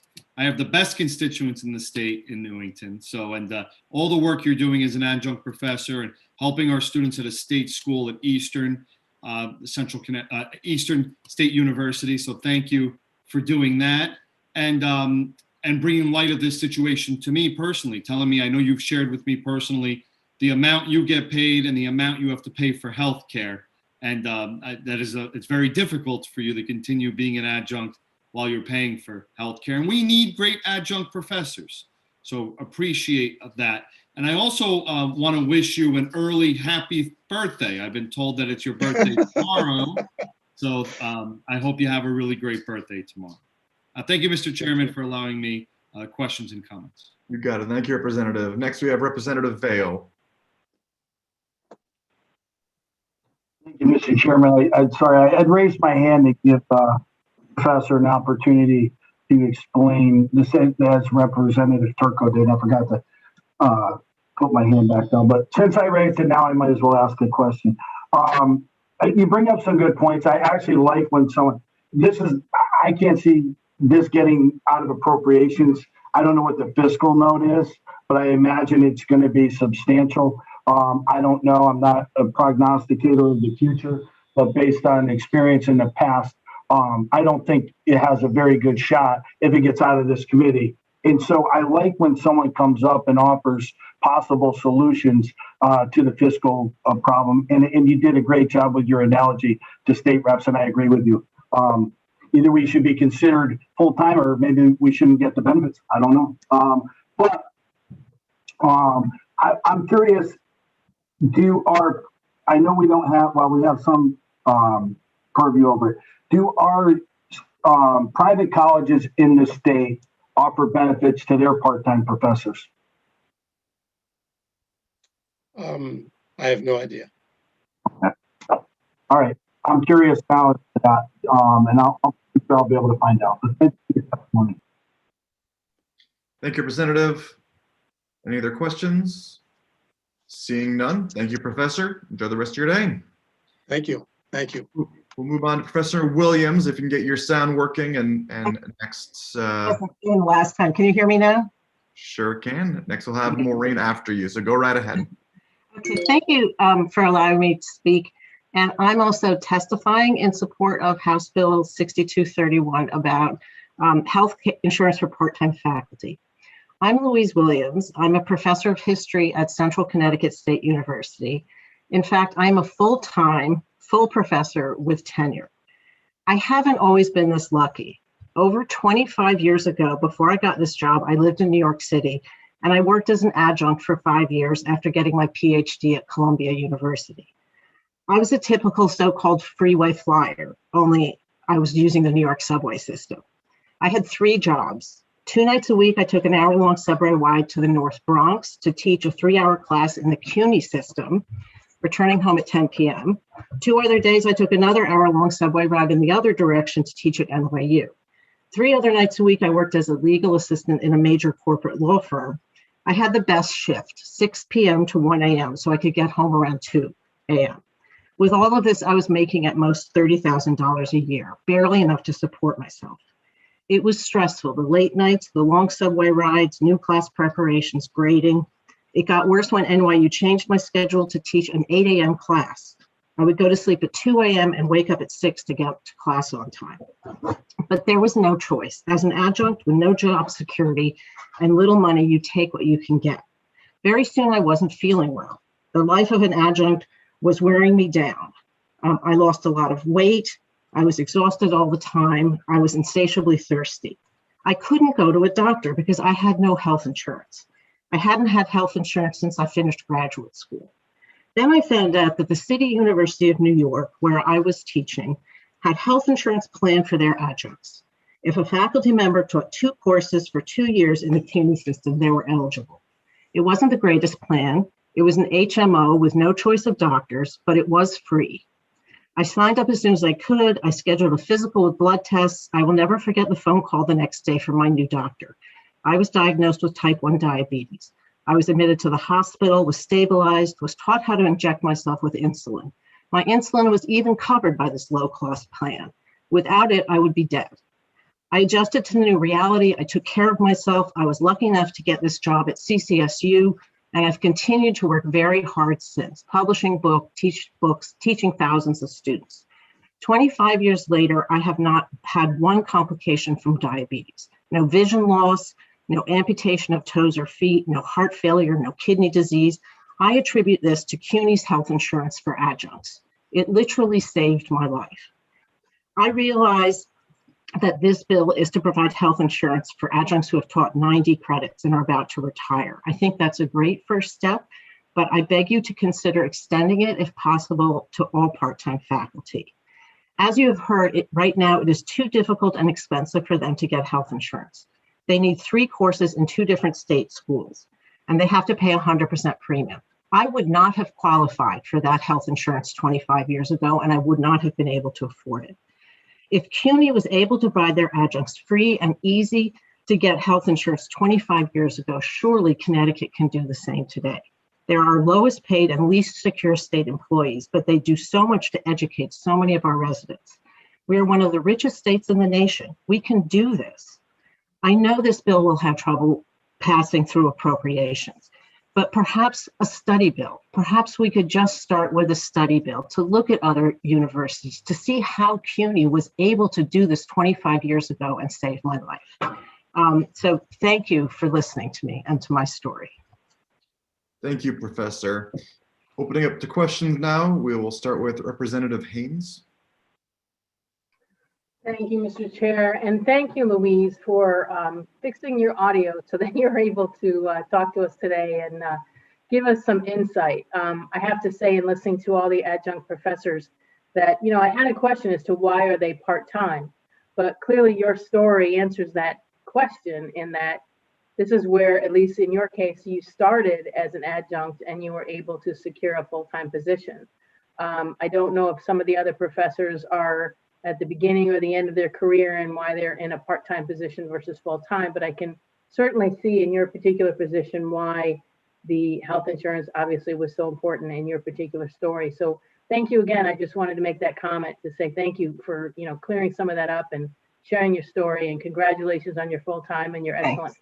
One of the things I will say is there are not very many full-time positions anymore. They keep cutting full-time positions. So there are so many qualified part-time faculty and just so few positions. So it's not their fault. I was just extremely lucky, and I feel very lucky. Well, again, I'm glad for you to be here, and I'm also thankful for your good health. So Thank you. you're welcome. Thank you, Representative. Seeing no other questions, thank you for your time, Professor. Thanks. And next we have Maureen. And if I'm not mistaken, I think you are the last speaker of the day. So go right ahead. I guess you're saving the best for last. Absolutely. Okay, Senator Haskell, Representative Elliott, and members of the Higher Education and Employment Advancement Committee. My name is Maureen Chalmers, and I'm the president of the Congress of Connecticut Community Colleges, which represents 3,500 members and at 12 community colleges and 500 adjuncts at the University of Hartford. I'm here to testify in support of HB 716, and I'm asking you to modify HB 6231. The 4C supported the original Federal Student Loan Borrowers Bill of Rights Act of 2019, and we support SB 716, an act concerning the Federal Student Loan Borrowers Bill of Rights Act of 2019, which will expand and strengthen the rights for our students. I want to spend the majority of my time to support HB 6231, an act requiring health insurance benefits for part-time faculty employed by the Connecticut State University system, which would require health insurance benefits for part-time faculty at the CSU system who have taught at least 90 credit hours. I urge you to consider the extension of these benefits to the part-time faculty at public higher education institutions. Our contract limits part-time faculty to 8 credits a semester, and they would no longer be considered part-time. The earliest a member would reach the 90 credit threshold would be after their 6th year of employment, but more likely it would take longer. By the time a member has worked 6 or more years as an employee, the employer should be willing to support and offer some kind of commitment to the employee. Of our 3,500 state members that work in the community colleges, 70% of them are part-timers. The 4C's part-timer faculty fall into 3 different categories. Retirees, paid at the same part-time contractual rate as the other adjuncts. Those who work full-time jobs in addition to teaching, and those trying to make a full-time living out of teaching part-time at more than one college. The majority of our members that need healthcare from the state are those in the last category. Dedicated instructors who are driving from college to college, piecing together a living, not by choice, but by circumstance. 3 years ago, CSCU put out a white paper called Access and Opportunity, Moving CSCU and Connecticut Forward. In it, they stated, over the years, as resources have grown tighter, our institutions have replaced departing full-time faculty with adjunct faculty positions as they are the less expensive alternative. These educators do not have access to full-time job opportunities right now. I ask that you strongly consider the need of the most vulnerable members and support HB 6231 with modifications to include part-time faculty at the community colleges. Thank you. Great, thank you for your testimony. We'll now open up for questions and comments. Seeing none, Maureen, thank you for your time. And thank you very much for your attention to this matter. You got it. We are looking for anybody else that we have missed that signed up for testimony, but it looks like there's no one else there. And so with that, that concludes our public hearing for the day. So thank you all and enjoy the rest of your day. Thank you, Mr. Chairman. Thanks, everybody. And thank you to our staff as well for making this so smooth.